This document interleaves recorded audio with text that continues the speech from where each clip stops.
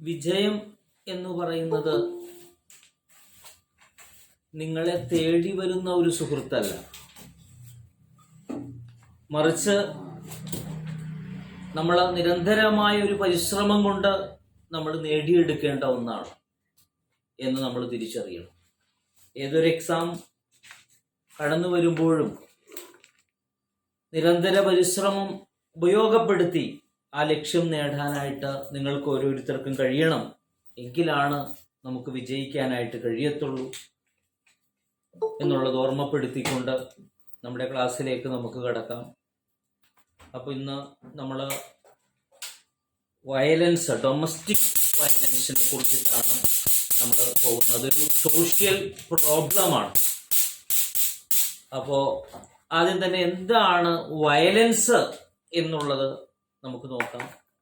Violence എന്ന് പറഞ്ഞാൽ the term violence has been described differently by different authors. According to Jellis, Jellis, Jellis, വയലൻസിനെ കുറിച്ചാണ് നമ്മൾ പറയുന്നത്. അപ്പൊ അതിലൂടെ നമ്മൾ ആക്ടിലേക്ക് കടന്നു വരും. അപ്പോ ജെല്ലിസിന്റെ അഭിപ്രായത്തിൽ ഒരു ക്വസ്റ്റ്യൻ പേപ്പറിൽ ചോദിച്ചതാണ്, വയലൻസ് എന്ന് പറഞ്ഞാൽ is an act of striking a person with the intent of causing harm or injury but not actually causing it. എന്താ അദ്ദേഹം പറഞ്ഞത്? വയലൻസ് എന്ന് പറഞ്ഞാൽ it is an act of striking a person. ഒരു വ്യക്തിയെ നമ്മൾ സ്ട്രൈക്ക് ചെയ്യുന്ന ഒരു പരിപാടിയാണ്, ഒരു പ്രവൃത്തിയാണ്, ഒരു ആക്റ്റാണ്. അവിടെ അപ്പോൾ ഒരു ഇന്റൻഷൻ വേണം, with intent of causing harm or injury. അവർക്ക് ഒരു ഹാം ഉണ്ടാക്കണം, ഒരു ഇഞ്ചുറി ഉണ്ടാക്കണം എന്നുള്ള ഇന്റൻഷനോടുകൂടി നമ്മൾ സ്ട്രൈക്ക് ചെയ്യുമ്പോൾ അതിനെ വിളിക്കുന്ന പേരാണ് വയലൻസ് എന്ന് ആര് പറയുന്നു? ജെല്ലിസ് പറയുന്നു. അപ്പൊ ജെല്ലിസിന്റെ അഭിപ്രായത്തിൽ it is an act of striking A person with an intention to cause harm or injury. ഇനി ഡൊമിനാഷ്, അതും ഒരു ക്വസ്റ്റ്യൻ പേപ്പറിൽ വന്നതാണ്. DOMENACH, ഡൊമിനാഷിന്റെ അഭിപ്രായത്തില് it is an act of a person which encroaches upon the freedom of the another. മറ്റൊരാളുടെ ഫ്രീഡത്തിലേക്കുള്ള ഒരു encroach, ഒരു കടന്നുകയറ്റം എന്ന് പറയാം. അങ്ങനെയുള്ള ഒരു പ്രവൃത്തിയാണ് വയലൻസ് എന്ന് പറയുന്നത്. അത് 2 വട്ടം ചോദിച്ചതാണ്. അപ്പൊ അതുകൊണ്ട് ആ പേര് നോട്ട് ചെയ്യുക. ഡൊമിനേഷന്റെ അഭിപ്രായത്തില് വയലൻസ് എന്ന് പറഞ്ഞു കഴിഞ്ഞാൽ എങ്ങനെയുള്ള സംഭവമാണ്?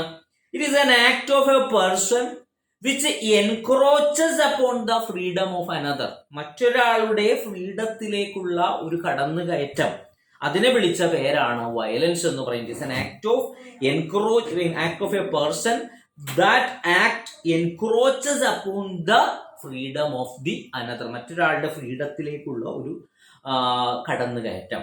അപ്പൊ അതില് റേപ്പ്, കിഡ്നാപ്പിംഗ്, മർഡർ, അതേപോലെ എൽഡർ അബ്യൂസ്, സെക്സ്വൽ അബ്യൂസ്, അങ്ങനെയുള്ള എല്ലാ സംഭവങ്ങളും ഈ പറയുന്ന രീതിയിൽ അത്തരത്തിലുള്ള സംഭവങ്ങളെല്ലാം വയലൻസ് അഗെയിൻസ്റ്റ് വുമൺ എന്നുള്ള രീതിയിൽ കടന്നു വരും എന്നുള്ളതാണ്.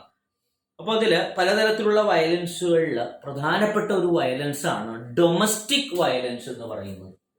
ഡൊമസ്റ്റിക് വയലൻസ് പല വയലൻസ് ഉണ്ട്. ക്രിമിനൽ വയലൻസ് ഉണ്ട്, സോഷ്യൽ വയലൻസ് ഉണ്ട്, സെക്ഷുവൽ വയലൻസ് ഉണ്ട്. അതിൽ ഡൊമസ്റ്റിക് വയലൻസ് എന്ന് പറയുന്ന ഭാഗം ആണ് വളരെയേറെ പ്രാധാന്യത്തോടുകൂടി നമുക്ക് നോക്കേണ്ടത്. അതാണ് ഇന്നിപ്പോൾ കൈകാര്യം ചെയ്യാമെന്ന് വിചാരിക്കുന്നത്. അപ്പൊ ഈ ഡൊമസ്റ്റിക് വയലൻസ് എന്ന് പറയുമ്പോൾ അതില് നമുക്ക് പ്രധാനമായിട്ടും ആ ഡൊമസ്റ്റിക് വയലൻസ് എന്താണ് എന്ന് പറയുന്നത് ആക്ടിലാണ് കൃത്യമായിട്ടുള്ള അതിന്റെ നിർവചനം പറയുന്നത്. അപ്പോൾ ആ ആക്ട് ആണ് protection of woman from domestic violence act 2005. അപ്പൊ 2005 DV act, protection of woman from domestic violence act 2005. ആ വർഷം വളരെ ഇമ്പോർട്ടന്റ് ആണ്. മാച്ച് ദ ഫോളോയിങ്ങിലും അല്ലാതെയൊക്കെ ആയിട്ട് ചോദിച്ചിട്ടുണ്ട്. അപ്പൊ protection of woman from domestic violence എന്ന് പറയുന്ന ആ ആക്ട് വരുന്ന വർഷം 2005 ആക്ട് വരുന്നത്. അപ്പൊ അതിന്റെ ഡേറ്റും മന്തും പറയുവാണെങ്കിൽ 13th September 2005 എന്നാ വരുന്നേ. 13th September 2005 2005 സെപ്റ്റംബർ മാസം 13-ാം തീയതിയാണ് ഈ act PWDV act, protection of woman from domestic violence act വരുന്നത് 2005 സെപ്റ്റംബർ മാസം 13-നാണ് ഈ സംഭവം വരുന്നത്. ഇനി അത് പ്രസിഡന്റ് ഒപ്പിടുന്നു, അത് എനാക്ട് ചെയ്ത സമയമാണ് ഈ പറയുന്നത്. പക്ഷെ അത് കെയിം ഇൻ ടു ഫോഴ്സ്, പ്രാബല്യത്തിൽ വന്നത് എന്ന് പറയുന്നത് 26th October 2006 എന്നാ വരുന്നത്.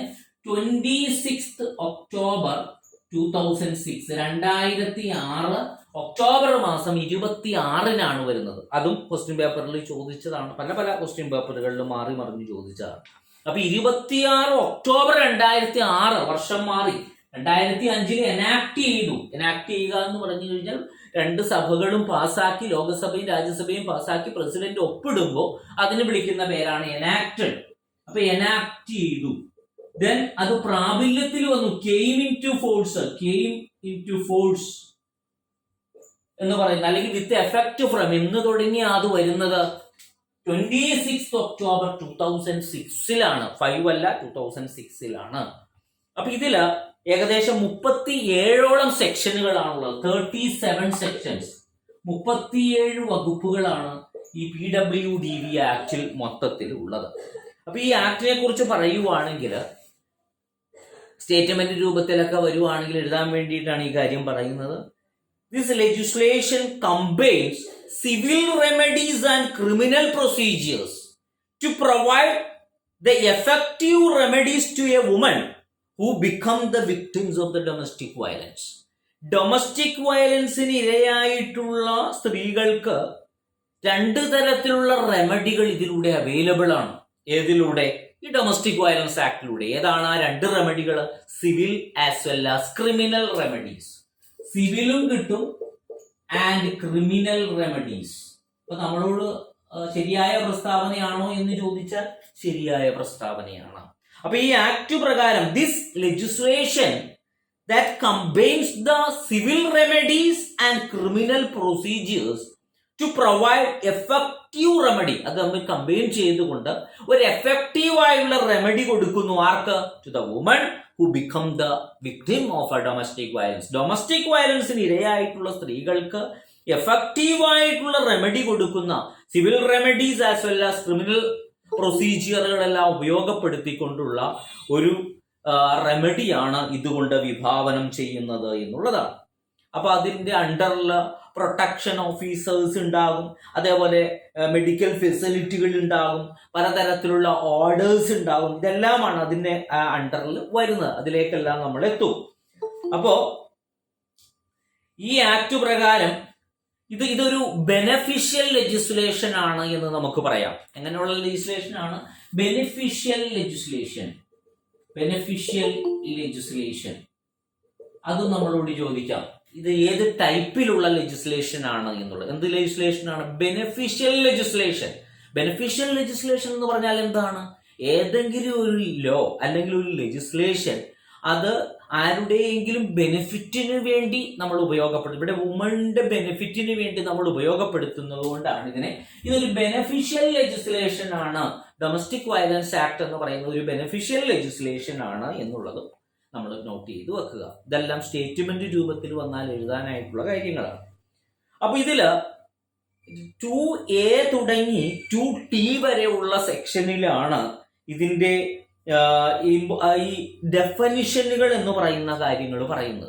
അതായത് എല്ലാ ആക്ട് എടുത്താലും ആദ്യം കുറെ നിർവചനങ്ങൾ ഉണ്ടാകും, ഡെഫനിഷൻ. അപ്പൊ ഇതില് 2A തുടങ്ങി 2 ക്ലോസ് T, 2 ക്ലോസ് A തുടങ്ങി 2 ക്ലോസ് T, സ്മോൾ ടി വരെയുള്ള സെക്ഷനുകളിലാണ് ഇതിലെ ഡെഫിനിഷനുകൾ, നിർവചനങ്ങൾ പറയുന്നത്. അപ്പൊ ആ നിർവചനങ്ങൾ നമ്മൾക്ക് പ്രധാനപ്പെട്ട ചില നിർവചനങ്ങൾ നമുക്ക് നോക്കാതെ പോകാൻ പറ്റത്തില്ല. അപ്പൊ ആദ്യം തന്നെ നമുക്ക് 2 ക്ലോസ് എയിൽ ആരെ പറ്റിയാണ് പറയുന്നത് എന്ന് നോക്കാം. 2 ക്ലോസ് എയിൽ എഗ്രീവ്ഡ് പേഴ്സൺ എന്ന് പറയുന്നത് ആരാണെന്ന് പറയുന്നു. എന്താണ്? Aggrieved person. ആരാണ് ഈ എഗ്രീവ്ഡ് പേഴ്സൺ എന്ന് പറയുന്നു? അപ്പൊ ആ ഡെഫിനിഷൻ ഒന്ന് നമുക്ക് നോക്കാം.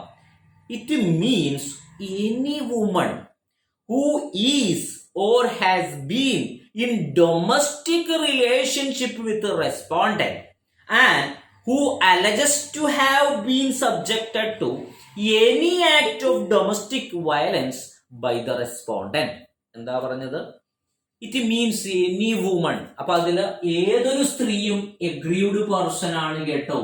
എനി വുമൺ, ഏതൊരു വുമണും വരും. അപ്പോ ഏതൊരു വുമണും എഗ്രീവ്ഡ് പേഴ്സൺ ആണ്. ഇനി ആ വുമന്റെ പ്രത്യേകത എന്താണ്? Who is or has been in a domestic relationship with respondent. ആ സ്ത്രീക്ക് എതിർകക്ഷിയുമായി, റെസ്പോണ്ടന്റ് എന്ന് പറഞ്ഞാൽ എതിർകക്ഷിയുമായിട്ട് എന്തു വേണം? ഒരു ഡൊമസ്റ്റിക് റിലേഷൻഷിപ്പ് വേണം. അപ്പൊ രണ്ടാമത്തെ ഒരു ടേം പറഞ്ഞത് ഡൊമസ്റ്റിക് റിലേഷൻഷിപ്പ്. അപ്പൊ ഡൊമസ്റ്റിക് റിലേഷൻഷിപ്പ് വേണം. ആരുമായിട്ടാ വേണ്ടത്? റെസ്പോണ്ടന്റ്, എതിർകക്ഷിയുമായിട്ട്. അപ്പൊ എതിർകക്ഷിയുമായിട്ട് ഒരു ഡൊമസ്റ്റിക് റിലേഷൻഷിപ്പ് ഉള്ള ഏതൊരു സ്ത്രീയും വരും. പിന്നെ എന്താ പറയുന്നത്? ആൻഡ് പിന്നെയും പറയുന്നു who alleges to have been subjected to any act of domestic violence. Domestic violence by the respondent. Domestic relationship മാത്രം പോരാ, ഈ സ്ത്രീ ഒരു ഡൊമസ്റ്റിക് വയലൻസിന് വിധേയായിട്ടുണ്ടാകണം. അപ്പോ ഡൊമസ്റ്റിക് വയലൻസ് നേരിട്ടിട്ടുണ്ടാകണം. അതും ആരിൽ നിന്ന്? റെസ്പോണ്ടന്റ്, എതിർകക്ഷിയിൽ നിന്ന്. റെസ്പോണ്ടന്റ്. അപ്പൊ നമുക്കിതെല്ലാം കൂടി കൂട്ടി വായിച്ചാൽ നമുക്ക് ആ നിർവചനമായി. അപ്പൊ ആരാണ് DV ആക്ട് പ്രകാരം എഗ്രീവ്ഡ് വുമൺ എന്ന് പറഞ്ഞാൽ? എഗ്രീവ്ഡ് വുമൺ എന്ന് പറഞ്ഞാൽ ഏതൊരു സ്ത്രീയും വരും. അത് ആദ്യം മനസ്സിലാക്കുക. Any woman. ഇനി ആ വുമന്റെ പ്രത്യേകത എന്താണെന്നാണ് പിന്നെ താഴെ പറയുന്നത്. ആ വുമണ് റെസ്പോണ്ടന്റുമായിട്ട് who is or has been domestic relationship with respondent. റെസ്പോണ്ടന്റുമായിട്ട് ഒരു ഡൊമസ്റ്റിക് റിലേഷൻഷിപ്പ് എസ്റ്റാബ്ലിഷ് ചെയ്തിട്ടുള്ള സ്ത്രീ ആയിരിക്കണം. ആരുമായിട്ട്? റെസ്പോണ്ടന്റ്. റെസ്പോണ്ടന്റ് എന്ന് പറഞ്ഞാൽ എതിർകക്ഷി. അതായത് ഇപ്പൊ ഒരു കേസ് കോടതിയിൽ കൊടുക്കുവാണെങ്കിൽ വാദിയും പ്രതിയും ഉണ്ടാകും. കേസ് കൊടുക്കുന്ന ആൾ ആരാണോ അതാണ് വാദി അഥവാ കംപ്ലൈനന്റ് എന്ന് പറയും. കംപ്ലൈന്റ് കൊടുക്കുന്നവര്. അതിന് ആർക്കെതിരെയാണോ നമ്മൾ കൊടുക്കുന്നത് അതാണ് പ്രതി, അക്യൂസ്ഡ് അഥവാ റെസ്പോണ്ടന്റ് എന്ന് പറയുന്നത്. അപ്പോ ഒരു സ്ത്രീ എഗ്രീവ്ഡ് വുമൺ ആകണമെങ്കിൽ അവർക്ക് പ്രത്യേകത എന്താണ്? അവർക്ക് ഡൊമസ്റ്റിക് റിലേഷൻഷിപ്പ് ഈ പ്രതിയുമായിട്ട് എസ്റ്റാബ്ലിഷ് ചെയ്തിട്ടുള്ള ഒരു സ്ത്രീ ആയിരിക്കണം. അതുമാത്രമല്ല, രണ്ടാമത് പറഞ്ഞ കാര്യം എന്താണ്? അവർ ഡൊമസ്റ്റിക് വയലൻസിന് വിധേയായിട്ടുണ്ടാകണം. ആരിൽ നിന്ന്? ഈ പറയുന്ന പ്രതി അഥവാ എതിർകക്ഷിയിൽ നിന്ന്. അപ്പൊ അങ്ങനെയുള്ള ഒരു സ്ത്രീയെ ആണ് എഗ്രീവ്ഡ് പേഴ്സൺ എന്നുള്ള നിർവചനത്തിൽ കൊണ്ടുവരാൻ കഴിയത്തുള്ളൂ. അത് ഏത് സെക്ഷനിലാ പറയുന്നത്? 2 Clause A പഠിച്ചു. അപ്പൊ 2 Clause A എന്റെ കൂടെ നമ്മൾ ആക്ട് പഠിക്കുമ്പോൾ വളരെയേറെ ശ്രദ്ധിക്കണം. ആക്ട് പഠിക്കുമ്പോൾ നമ്മൾ ഈ പറയുന്ന രീതിയിൽ ആലോചിച്ച് രാത്രി ഉണർത്തിരിക്കുന്ന പോലെ ഇരുന്നിട്ട് ഒരു കാര്യവും ഇല്ല. അതിലൂടെ തന്നെ കടന്നു പോകണം. ഇപ്പൊ ഇന്ന് നമ്മൾ പഠിക്കുന്നത് നാളെ ആകും അങ്ങ് മറന്നുപോകും. അതാണ് നിയമത്തിന്റെ ഏറ്റവും വലിയൊരു പ്രശ്നം. സെക്ഷനുകളൊന്നും നമുക്ക് ഓർമ്മ കിട്ടത്തില്ല. അപ്പൊ അതുകൊണ്ട് എന്റെ കൂടെ തന്നെ അങ്ങ് ഉരുവിട്ട് നോക്കുക. മനസ്സിലായോ എന്താണ് ഞാൻ ഈ പറയുന്നത്? അതായത് എഗ്രീവ്ഡ് വുമണിനെ കുറിച്ച് പറയുന്നു. സെക്ഷൻ ഏതാ? 2 Clause A. അതിലെന്താണ് എഗ്രീവ്ഡ് വുമണിനെ കുറിച്ച് പറയുന്നത്? എനി വുമൺ, ഏതൊരു സ്ത്രീയും വരും. ആ സ്ത്രീയുടെ പ്രത്യേകത എന്താണ്? അവര് റെസ്പോണ്ടന്റുമായിട്ട് പ്രതിയുമായിട്ട് ഒരു ഡൊമസ്റ്റിക് റിലേഷൻഷിപ്പ് എസ്റ്റാബ്ലിഷ് ചെയ്തിട്ടുണ്ടാകണം. അവര് ആ പ്രതിയിൽ നിന്ന് ഡൊമസ്റ്റിക് വയലൻസ് നേരിട്ടവരായിരിക്കണം. അപ്പൊ നമുക്കിതില് എന്താണ് ഈ ഡൊമസ്റ്റിക് റിലേഷൻഷിപ്പ്, എന്താണ് ഈ ഡൊമസ്റ്റിക് വയലൻസ്, ആരാണ് റെസ്പോണ്ടന്റ്, ഇങ്ങനെയൊക്കെയുള്ള സംശയങ്ങൾ വരും. അതെല്ലാം തുടർ നിർവചനങ്ങളിൽ വ്യക്തമായിട്ട് പറയുന്നുണ്ട്. റെസ്പോണ്ടന്റ് എന്ന് പറഞ്ഞാൽ ആരും ഒന്നുമില്ല, എതിർകക്ഷി. ആർക്കെതിരെയാണ് നമ്മൾ കേസ് കൊടുക്കുന്നത്, അത് അത്രയും മനസ്സിലാക്കി വെക്കുക. അപ്പൊ നമുക്ക് ഈ ഡൊമസ്റ്റിക് റിലേഷൻഷിപ്പ് എന്ന് പറഞ്ഞാൽ നമുക്ക് അങ്ങനെ പറഞ്ഞാൽ മനസ്സിലാകത്തില്ല. അപ്പൊ അതൊന്ന് കൃത്യമായിട്ട് പറയണം. ഡൊമസ്റ്റിക് വയലൻസ് ആക്ടിൽ ഡൊമസ്റ്റിക് റിലേഷൻഷിപ്പ് പറയുന്നത് താഴെ കൊടുത്തിരിക്കുന്ന ഏത് സെക്ഷനിലാണ്? ചോദിച്ച ചോദ്യം 2 Clause F. Two clause small F, അതിലാണ് ഡൊമസ്റ്റിക് റിലേഷൻഷിപ്പ് എന്താണ് എന്ന് പറയുന്നത്. എന്താണ് ഡൊമസ്റ്റിക് റിലേഷൻഷിപ്പ് എന്ന് പറയുന്നത്? It means it is a relationship between two person, രണ്ട് വ്യക്തികൾ തമ്മിലുള്ള ഒരു ബന്ധമാണ് കേട്ടോ ഏതാ ഡൊമസ്റ്റിക് റിലേഷൻഷിപ്പ് എന്ന് പറയുന്നത്. Between two person. ഇനി അവരുടെ പ്രത്യേകത എന്താണ്? Who leave or have at any point of time live together in a shared household when they are related by consanguinity, marriage, or through the relationship in the nature of the marriage, adoption, or are family members living together as A joint family. അപ്പൊ കുറെ കാര്യങ്ങൾ പറഞ്ഞു, ഒറ്റയടിക്ക് പറഞ്ഞപ്പോ ഒന്നും മനസ്സിലായില്ല. അപ്പൊ നമുക്ക് നോക്കാം എന്താണ് ഡൊമസ്റ്റിക് റിലേഷൻഷിപ്പ് എന്ന് പറഞ്ഞാൽ. ഡൊമസ്റ്റിക് റിലേഷൻഷിപ്പ് എന്ന് പറഞ്ഞാൽ ഒരു ബന്ധമാണ്, ഒരു റിലേഷൻഷിപ്പാണ് ബിറ്റ്വീൻ ടു പേഴ്സൺസ്, രണ്ട് വ്യക്തികൾ തമ്മിലുള്ള റിലേഷൻഷിപ്പാണ്. ആ വ്യക്തികൾ തമ്മിലുള്ള റിലേഷൻഷിപ്പ് ആണെന്ന് പറഞ്ഞു. ആ വ്യക്തികളുടെ പ്രത്യേകത എന്താണ്? Who leave or have at any point of time live together in a shared household. അവരൊരു ഹൗസ് ഹോൾഡ് ഷെയർ ചെയ്തിട്ടുള്ളവരായിരിക്കണം, ഒരു കൂരക്ക് കീഴിൽ ഒരുമിച്ച് താമസിച്ചവരായിരിക്കണം. അപ്പൊ എന്താ ഇത് നമുക്ക് തിരിച്ചു പറഞ്ഞാൽ, ഒരു കൂരക്ക് കീഴിൽ ഒരുമിച്ച് ഏതെങ്കിലും ഒരു സമയത്ത് at any point of time അവർ താമസിച്ച രണ്ടാളുകൾ തമ്മിലുള്ള ബന്ധമാണ് ഡൊമസ്റ്റിക് റിലേഷൻഷിപ്പ്. പിന്നെ പറയുന്നു when they are related by, അവര് തമ്മിലുള്ള റിലേഷൻഷിപ്പ് ഒരു പക്ഷേ കോൺസാങ്ക്യൂനിറ്റി രക്തബന്ധമാകാം, ബ്ലഡ് റിലേഷൻഷിപ്പ് ആകാം, മാരേജ് അതല്ലെങ്കിൽ വിവാഹത്തിലൂടെയുള്ള ബന്ധമാകാം, or through relationship in the nature of the marriage, അല്ലെങ്കിൽ മാരേജ് പോലുള്ള എന്തെങ്കിലും തരത്തിലുള്ള ഒരു ബന്ധമാകാം, അല്ലെങ്കിൽ അഡോപ്ഷൻ വഴിയുള്ള ബന്ധമാകാം, അല്ലെങ്കിൽ ഫാമിലി മെമ്പേഴ്സ് ആകാം, living together in A joint family, ഒരു ജോയിന്റ് ഫാമിലിയിൽ ഉള്ള ഫാമിലി മെമ്പേഴ്സ് ആകാം. അപ്പൊ ഇവരെല്ലാം എന്തിന്റെ അണ്ടറിൽ വരും? അങ്ങനെ ഉള്ളവരെല്ലാം ഡൊമസ്റ്റിക് റിലേഷൻഷിപ്പ് എസ്റ്റാബ്ലിഷ് ചെയ്യുന്നവരാണ് എന്ന് പറയാം. അപ്പൊ എന്താണ് ഡൊമസ്റ്റിക് റിലേഷൻഷിപ്പിനെ കുറിച്ച് പറയുന്ന സെക്ഷൻ ഏതാണ്? ടു ക്ലോസ് എഫ്, സ്മോൾ എഫിൽ പറയുന്നു ഡൊമസ്റ്റിക് റിലേഷൻഷിപ്പ്. അപ്പൊ രണ്ടുപേര് തമ്മിലുള്ള ബന്ധം ഡൊമസ്റ്റിക് റിലേഷൻഷിപ്പ് ആകണമെങ്കിൽ എന്തൊക്കെ പ്രത്യേകതകളാ പറഞ്ഞത്? അവരൊരു കൂരക്ക് കീഴിൽ താമസിക്കുന്നവരായിരിക്കണം, ഒരു ഷെയർഡ് ഹൗസ് ഹോൾഡ് വേണം. അവർക്ക് എന്ത് വേണം? ഒരു ഷെയർഡ് ഹൗസ് ഹോൾഡ്, ഒരു കൂര ഷെയർ ചെയ്യുന്നവരായിരിക്കണം, ഒറ്റ കൂരക്ക് കീഴിൽ താമസിക്കണം. അതെപ്പോഴും at any point of time, എപ്പോഴായാലും മതി, at any point of time, ഏതെങ്കിലും ഒരു സമയത്ത് അവര് ഒരു കൂരക്ക് കീഴിൽ താമസിച്ചവരാണെങ്കിൽ അവിടെ ഒരു ഡൊമസ്റ്റിക് റിലേഷൻഷിപ്പ് ഉണ്ടെന്ന് പറയാം. പിന്നെന്താണ്? അവര് തമ്മിലുള്ള ആ റിലേഷൻഷിപ്പ് ഒന്നുകിൽ എങ്ങനെയുള്ളതാകാം? ബ്ലഡ് റിലേഷൻഷിപ്പ്, കോൺസാങ്ക്യൂനിറ്റി ആകാം, മാരേജ് വിവാഹം കഴിച്ചിട്ട് അങ്ങനെ ഒരു ബന്ധം വന്നവരാകാം, അതല്ലെങ്കിൽ മാരേജ് പോലുള്ള ഏതെങ്കിലും ഒരു ബന്ധമാകാം, അല്ലെങ്കിൽ അഡോപ്ഷൻ ആകാം, അല്ലെങ്കിൽ ജോയിന്റ് ഫാമിലിയിലുള്ള അംഗങ്ങളാകാം. അപ്പൊ ഇങ്ങനെയുള്ള ഏത് ബന്ധമുള്ളവരും എന്താണ് ഈ പറയുന്ന ഡൊമസ്റ്റിക് റിലേഷൻഷിപ്പിൽ ഉൾപ്പെട്ടിട്ടുണ്ട്. അപ്പൊ ഡൊമസ്റ്റിക് താഴെ കൊടുത്തിരിക്കുന്നവയിൽ DV ആക്ട് പ്രകാരം ഡൊമസ്റ്റിക് റിലേഷൻഷിപ്പ് എസ്റ്റാബ്ലിഷ് ചെയ്യുന്നവർ താഴെ കൊടുത്തിരിക്കുന്ന ഏത് വിഭാഗങ്ങളിൽ പെട്ടവരാണ് എന്നെല്ലാം പറഞ്ഞ് ക്വസ്റ്റ്യന് വരാം. എന്താണ് 2F പറയുന്നു? ഒന്നാമത്തെ കാര്യം, രണ്ടു പേര് തമ്മിലുള്ള റിലേഷൻഷിപ്പാണ് ഡൊമസ്റ്റിക് റിലേഷൻഷിപ്പ് എന്ന് പറഞ്ഞാൽ.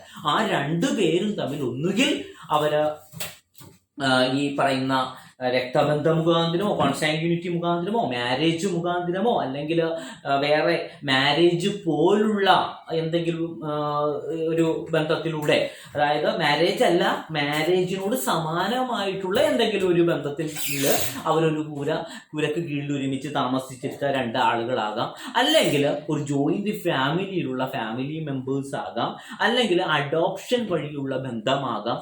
അങ്ങനെ എന്ത് വേണമെങ്കിലും ആയിക്കോട്ടെ, പക്ഷെ അവരൊരു ഷെയർഡ് ഹൗസ് ഹോൾഡിന്റെ കീഴിലുള്ള രണ്ടു പേര് തമ്മിലുള്ള ആ ബന്ധത്തിനെ എന്തു പേര് വിളിക്കാം?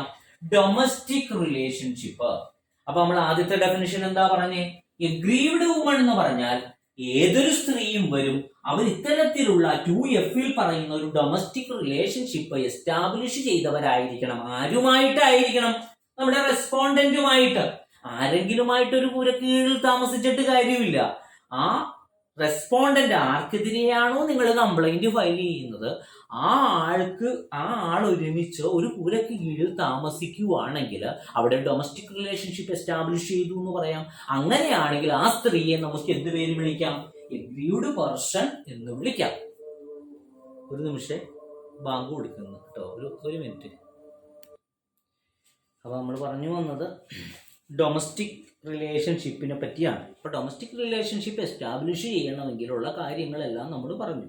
എന്താണ്? ഒരു ഷെയർഡ് ഹൗസ് ഹോൾഡ് കീഴിൽ രണ്ടുപേർ ഒരുമിച്ച് ഏതെങ്കിലും ഒരു പോയിന്റ് ഓഫ് ടൈമിൽ ഒരുമിച്ച് താമസിക്കണം.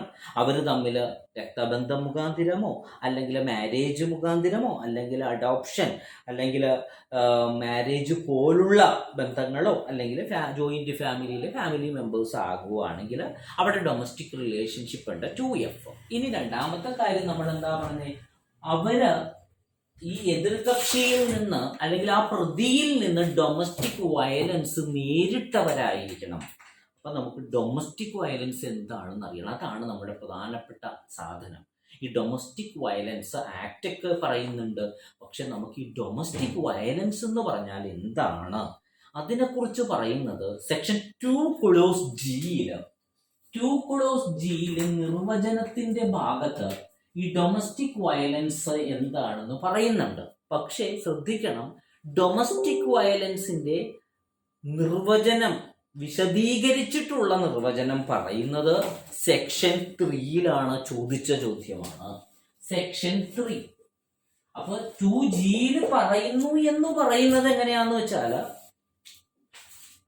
It has the same meaning as assign to it in section 3. Section 3 പറയുന്ന സെയിം മീനിങ് ആണ് അതിൽ സെക്ഷൻ 3 അതിന് അസൈൻ ചെയ്തിട്ടുള്ള സെയിം മീനിങ് ആണ് ഡൊമസ്റ്റിക് വയലൻസിന് എന്നാണ് എന്തിൽ പറയുന്നത്? 2G പറയുന്നത്. ഫോർ എക്സാമ്പിൾ പറയുവാണെങ്കിൽ ഡൊമസ്റ്റിക് വയലൻസ് ഇതിനെ കുറിച്ചിട്ടുള്ള നിർവചനം താഴെ കൊടുത്തിരിക്കുന്നതിൽ എന്തിനാണ് പറയുന്നത് എന്ന് പറഞ്ഞിട്ട് 2Gയും സെക്ഷൻ 3 ഉണ്ടെങ്കിൽ രണ്ടും നിങ്ങൾ എഴുതണം. അതേസമയം എവിടെയാണ് ഡിഫൈൻ ചെയ്തു പറയുന്നത് എന്ന് ചോദിച്ചിട്ട് 2G തന്നിരിക്കുന്നു, സെക്ഷൻ 3 തന്നിരിക്കുന്നു, ഏതെഴുതും?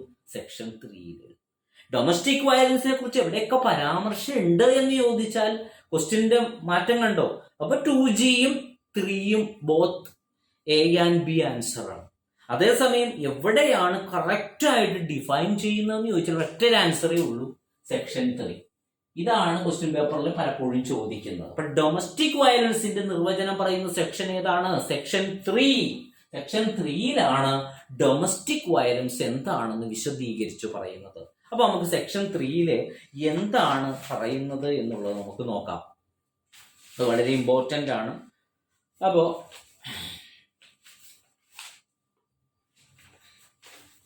Section 3 of the Act explained the term domestic violence in detail ആയിട്ട് പറയുവാണ്.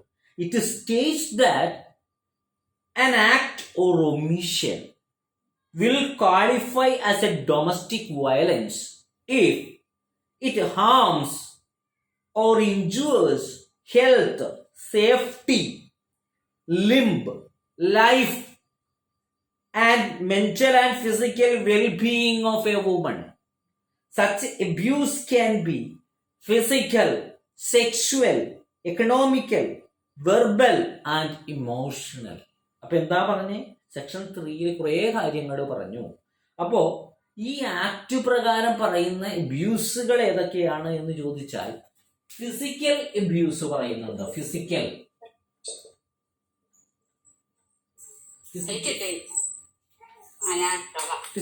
അബ്യൂസ് പറയുന്നുണ്ട്. അതേപോലെ തന്നെ സെക്സ്വൽ അബ്യൂസ് പറയുന്നുണ്ട്. മൂന്നാമതായിട്ട് എക്കണോമിക് അബ്യൂസ് പറയുന്നുണ്ട്. Verbal and emotional abuse.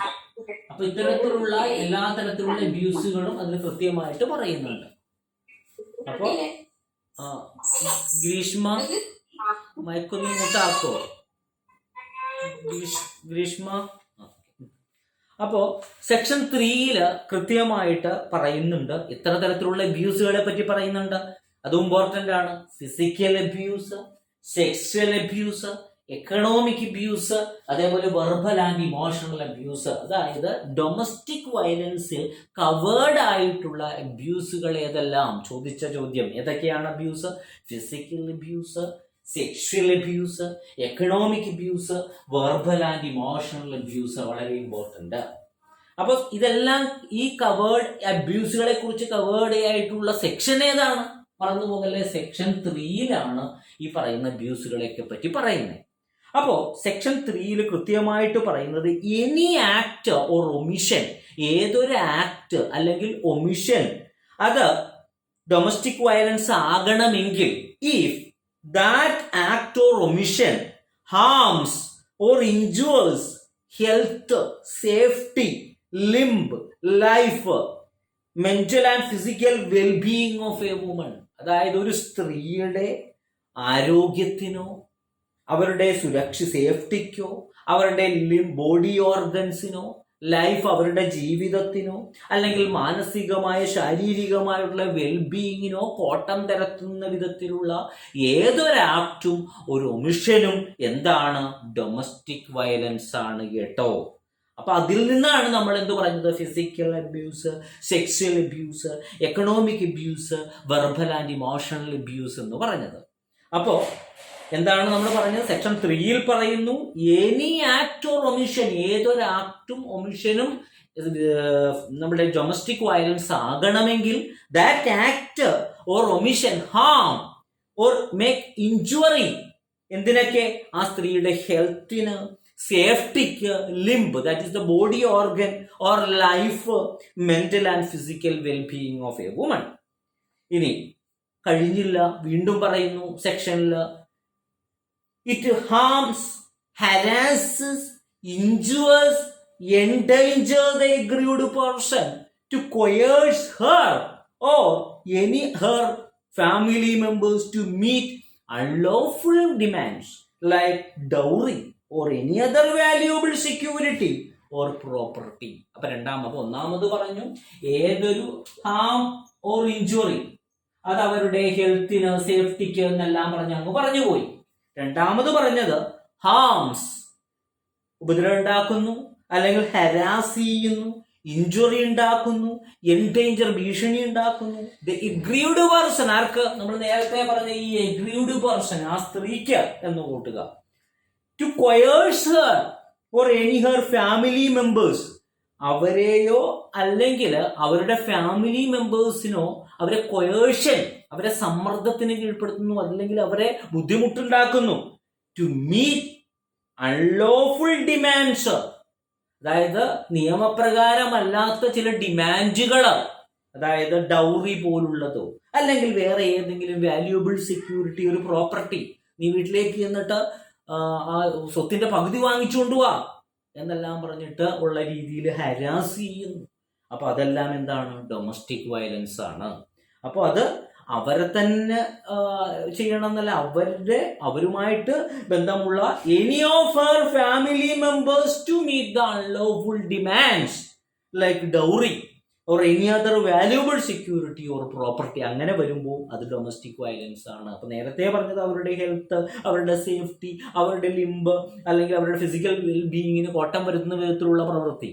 രണ്ടാമത് പറഞ്ഞത് ഏതെങ്കിലും തരത്തിലുള്ള harm, harass, injury or endanger aggrieved person to coerce her or her family members to meet the unlawful demands, അതായത് ഡൗറി പോലുള്ള അല്ലെങ്കിൽ ഏതെങ്കിലും തരത്തിലുള്ള വാല്യൂബിൾ സെക്യൂരിറ്റി, പ്രോപ്പർട്ടി, ഇതെല്ലാം ഡിമാൻഡ് ചെയ്തുകൊണ്ട് സമ്മർദ്ദത്തിലാക്കിക്കൊണ്ടുള്ള രീതിയിൽ ഹാം, ഹരാസ് ഓർ ഇഞ്ചുറി ഉണ്ടാക്കുകയാണെങ്കിൽ അതെന്താണ്?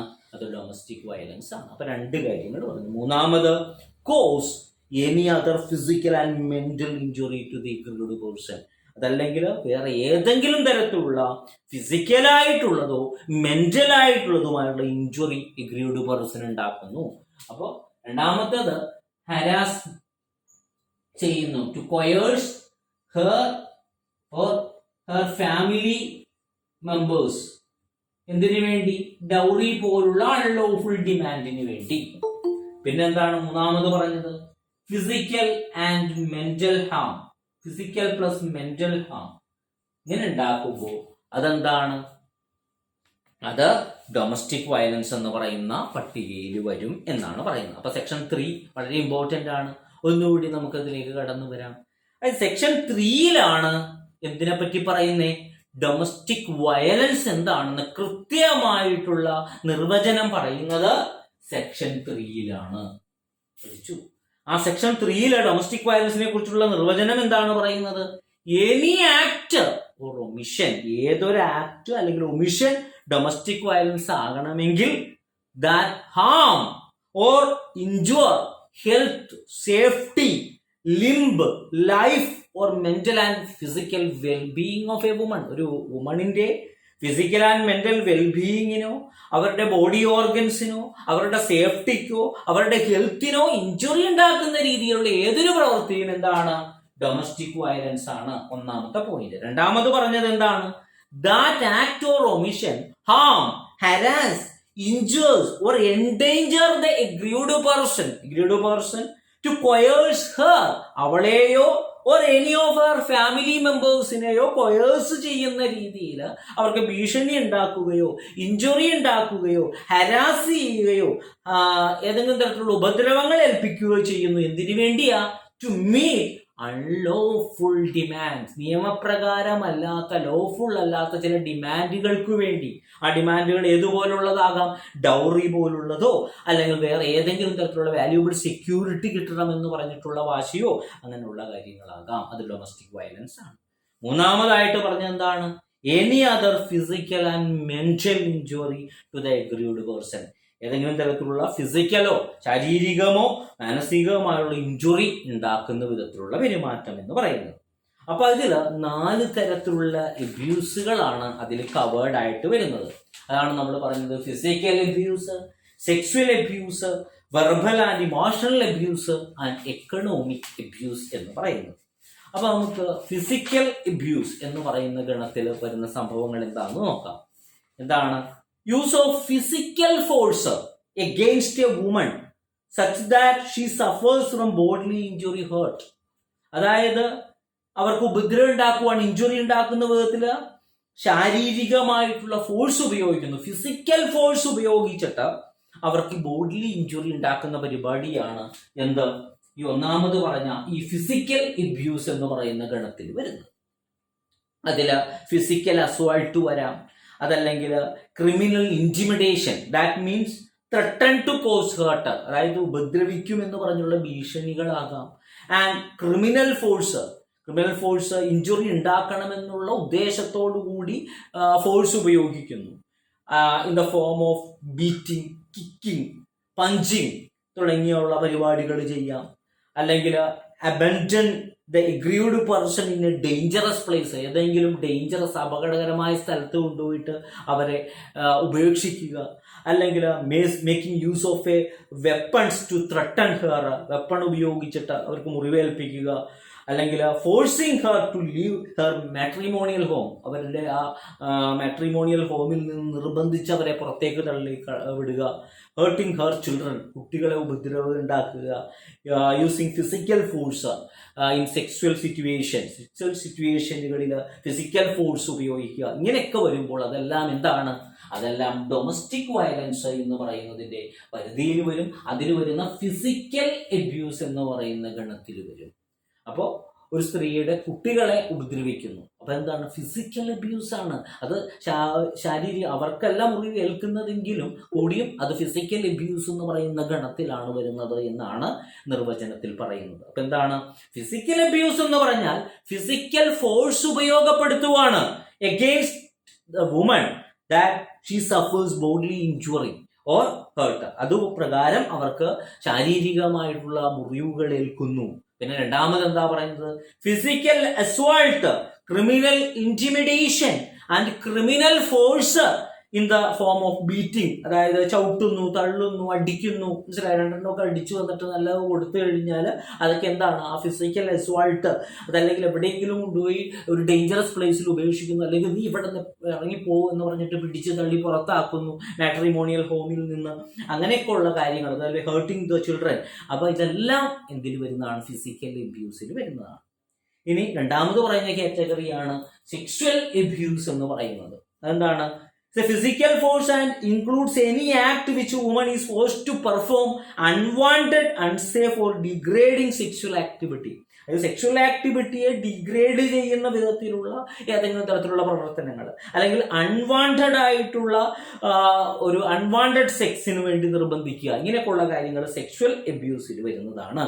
അതേപോലെ it includes calling her sexual names, hurting her with object and weapons during sex, and include forced sex, even spouse or intimate partner with whom she has consensual sex. അതായത് ഏതെങ്കിലും തരത്തിലുള്ള sexual നെയിമുകൾ വിളിച്ച് അവഹേളിക്കുന്നു, അതല്ലെങ്കിൽ sexual സിറ്റുവേഷനുകളിൽ വേറെ ഏതെങ്കിലും തരത്തിലുള്ള ഒബ്ജക്റ്റുകളോ അല്ലെങ്കിൽ വെപ്പണുകളെല്ലാം ഉപയോഗിച്ച് ഉപദ്രവം ഉണ്ടാക്കുന്നു. ഇതെല്ലാം എന്തിനു വരുന്നതാണ്, സെക്ഷുവൽ എബ്യൂസ് എന്ന് പറയുന്ന കാറ്റഗറിയിൽ വരുന്നതാണ്. ഇനി മൂന്നാമത്തേന്ന് വെച്ചാൽ വെർബൽ ആൻഡ് ഇമോഷണൽ എബ്യൂസ്. അതായത് വെർബൽ എബ്യൂസിൽ name calling, insulting, blaming, isolating, ഷോക്കേഴ്സിങ്, controlling behaviour, insulting or continually criticising her. എപ്പോഴും ഈ പറയുന്നത് ക്രിട്ടിസൈസ് ചെയ്തുകൊണ്ടിരിക്കുവാണ്, എന്ത് ചെയ്താലും കുറ്റങ്ങൾ പറഞ്ഞുകൊണ്ടിരിക്കുന്ന ഒരവസ്ഥ. അതേപോലെ തന്നെ എപ്പോഴും ബ്ലെയിം ചെയ്യുന്നു, അതേപോലെ എപ്പോഴും ഐസൊലേറ്റ് ചെയ്യുന്നു, അതായത് ഈ അവരെ തനിച്ചാക്കിയിട്ടുള്ള ഒരു രീതിയിലേക്ക് പോകുന്നു. അപ്പൊ അങ്ങനെയൊക്കെയുള്ള ഒരു പ്രവൃത്തികൾ വന്നു കഴിയുമ്പോൾ അത് വെർബൽ ആൻഡ് ഇമോഷണൽ അബ്യൂസിന്റെ പരിധിയിലാണ് വരുന്നത്. അപ്പൊ അതും നോട്ട് ചെയ്യുക.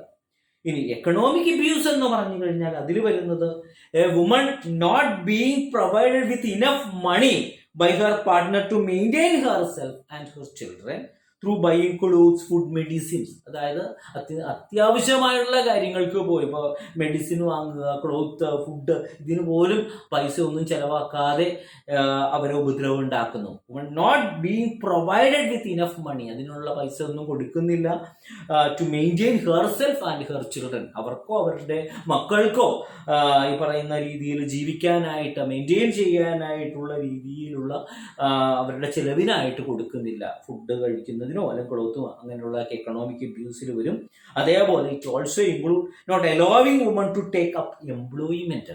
അതേപോലെ അവർക്ക് ജോലി ചെയ്യുന്നതിന് സമ്മതിക്കുന്നില്ല. നമ്മളെല്ലാം വളരെ കഷ്ടപ്പെട്ടിട്ട് ഇതുപോലെ പഠിക്കാൻ വേണ്ടിയിട്ട് ഇരിക്കുന്നു,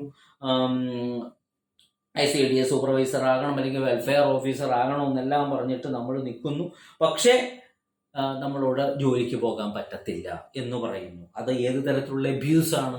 എക്കണോമിക് അബ്യൂസ് ആണ് അതിൽ വരുന്നത്. അപ്പൊ അതെല്ലാം നോട്ട് ചെയ്യുക. അപ്പൊ it includes not allowing a woman to take up employment, apart from this forcing her out of the house which she lives by not providing her rent, depriving her of financial resources she entitled to under any custom or law, or restricting her access to the shared household also falls in this category. അതേപോലെ തന്നെ അവർ ഏതെങ്കിലും ഒരു rented ഹൗസിലാണ് താമസിക്കുന്നതെന്ന് വെക്കൂ, അവിടത്തെ rent ഇയാൾ കൊടുക്കുന്നില്ല. അപ്പൊ എന്താണ്? അതും ഈ പറയുന്ന രീതിയിൽ എക്കണോമിക് അബ്യൂസ് ആണ്. അതേപോലെ തന്നെ depriving her of financial resources she is entitled to under any custom or law, ഏതെങ്കിലും ആചാരപ്രകാരം അല്ലെങ്കിൽ ഏതെങ്കിലും നിയമപ്രകാരം അവർക്ക് അർഹതപ്പെട്ട് കിട്ടുന്നു, അവർക്ക് എൻറ്റൈറ്റിൽഡ് ആയിട്ടുള്ള സംഭവങ്ങൾ കിട്ടാതിരിക്കാൻ വേണ്ടിയിട്ടുള്ള മാർഗങ്ങൾ സ്വീകരിക്കുന്നു. ഇപ്പം ഏതെങ്കിലും പ്രോപ്പർട്ടി അവർക്ക് വന്നു ചേരേണ്ടതാണ്, പക്ഷെ അത് വന്നു ചേരാതിരിക്കാൻ വേണ്ടിയിട്ടുള്ള പ്രവർത്തനങ്ങൾ ഇയാളുടെ ഭാഗത്തു നിന്നുണ്ടാകുന്നു. അപ്പൊ എന്താണ്? അതൊരു എക്കണോമിക് അബ്യൂസ് ആണ് എന്ന് പറയാം. അതേപോലെ restricting her access to the shared household, അതേപോലെ അവർക്ക് രണ്ടുപേരും ഷെയർ ചെയ്യുന്ന ഹൗസ് ഹോൾഡിൽ അവരുടെ പ്രവേശനം, അവരുടെ ആക്സസ് തടയുന്നു. അതും എന്താണ്? ഈ പറയുന്ന എക്കണോമിക് അബ്യൂസ് എന്ന് പറയുന്നതിലാണ് വരുന്നത്. അതേപോലെ it also include disposing or alienating her movable or immovable assets valuable shares, securities and other properties in which she has an interest. അതായത് അവർക്ക് കൂടി അവകാശമുള്ള ഏതെങ്കിലും സ്വത്തുകൾ ഇയാൾ വിറ്റ് നശിപ്പിക്കുന്നു, അതല്ലെങ്കിൽ ഏതെങ്കിലും വാല്യുവബിൾസ് വെക്കുന്നു. അത് മൂവബിൾ ആയിക്കോട്ടെ ഇമ്മൂവബിൾ ആയിട്ടുള്ള വസ്തുക്കളോ ഏതെങ്കിലും സെക്യൂരിറ്റികളോ ഷെയറുകളോ അസറ്റുകളോ ഇതെല്ലാം എക്കണോമിക് അബ്യൂസിന്റെ ഗണത്തിൽ വരുന്നതാണ്. അപ്പോൾ ഈ സെക്ഷൻ 3 പ്രകാരം ഡൊമസ്റ്റിക് വയലൻസിന്റെ കൃത്യവും വ്യക്തവുമായിട്ടുള്ള ഒരു നിർവചനമാണ് തരുന്നത്. അതിൽ 4 തരത്തിലുള്ള അബ്യൂസുകളെ പറ്റി വ്യക്തമായിട്ട് പറയുന്നുണ്ട്. അത് ഓർത്ത് വെക്കുക. Physical abuse, sexual abuse, economic abuse, verbal and emotional abuse. അതിൽ എക്കണോമിക് അബ്യൂസിൽ വരുന്ന പ്രധാനപ്പെട്ട കാര്യങ്ങൾ എന്ന് വെച്ചാൽ ഒരു റെന്റ് ഹൗസിൽ താമസിക്കുമ്പോൾ ആ റെന്റ് കൊടുക്കാതെ ഇവരെ കഷ്ടപ്പെടുത്തുമ്പോൾ അത് ഏതിലാ വരുന്നത്? നമുക്ക് എക്സാമ്പിൾ സഹിതമൊക്കെ ക്വസ്റ്റ്യൻ പേപ്പറിൽ വരാം. പുതിയ പാറ്റേൺ ആണ്, അതുകൊണ്ടാണ് പറയുന്നത്. അപ്പൊ അത് എക്കണോമിക് ആയിട്ടുള്ള അബ്യൂസ് എന്ന് പറയുന്ന രീതിയിലാണ് വരുന്നത്. അതേപോലെ ഇവർക്ക് അവകാശപ്പെട്ട ഒരു വീടുണ്ട് അല്ലെങ്കിൽ ഒരു പ്രോപ്പർട്ടി ഉണ്ട്, ആ പ്രോപ്പർട്ടി ഇവർക്ക് കൊടുക്കാതെ ഇവരെ തടയുന്നു. അപ്പൊ നമ്മളോട് ചോദിക്കാം, അതൊരു ഡൊമസ്റ്റിക് വയലൻസിൽ വരൂ, അങ്ങനെയാണെങ്കിൽ ഏത് തരത്തിലുള്ള അബ്യൂസ് ആണ് അതിൽ കടന്നു വരുന്നത്?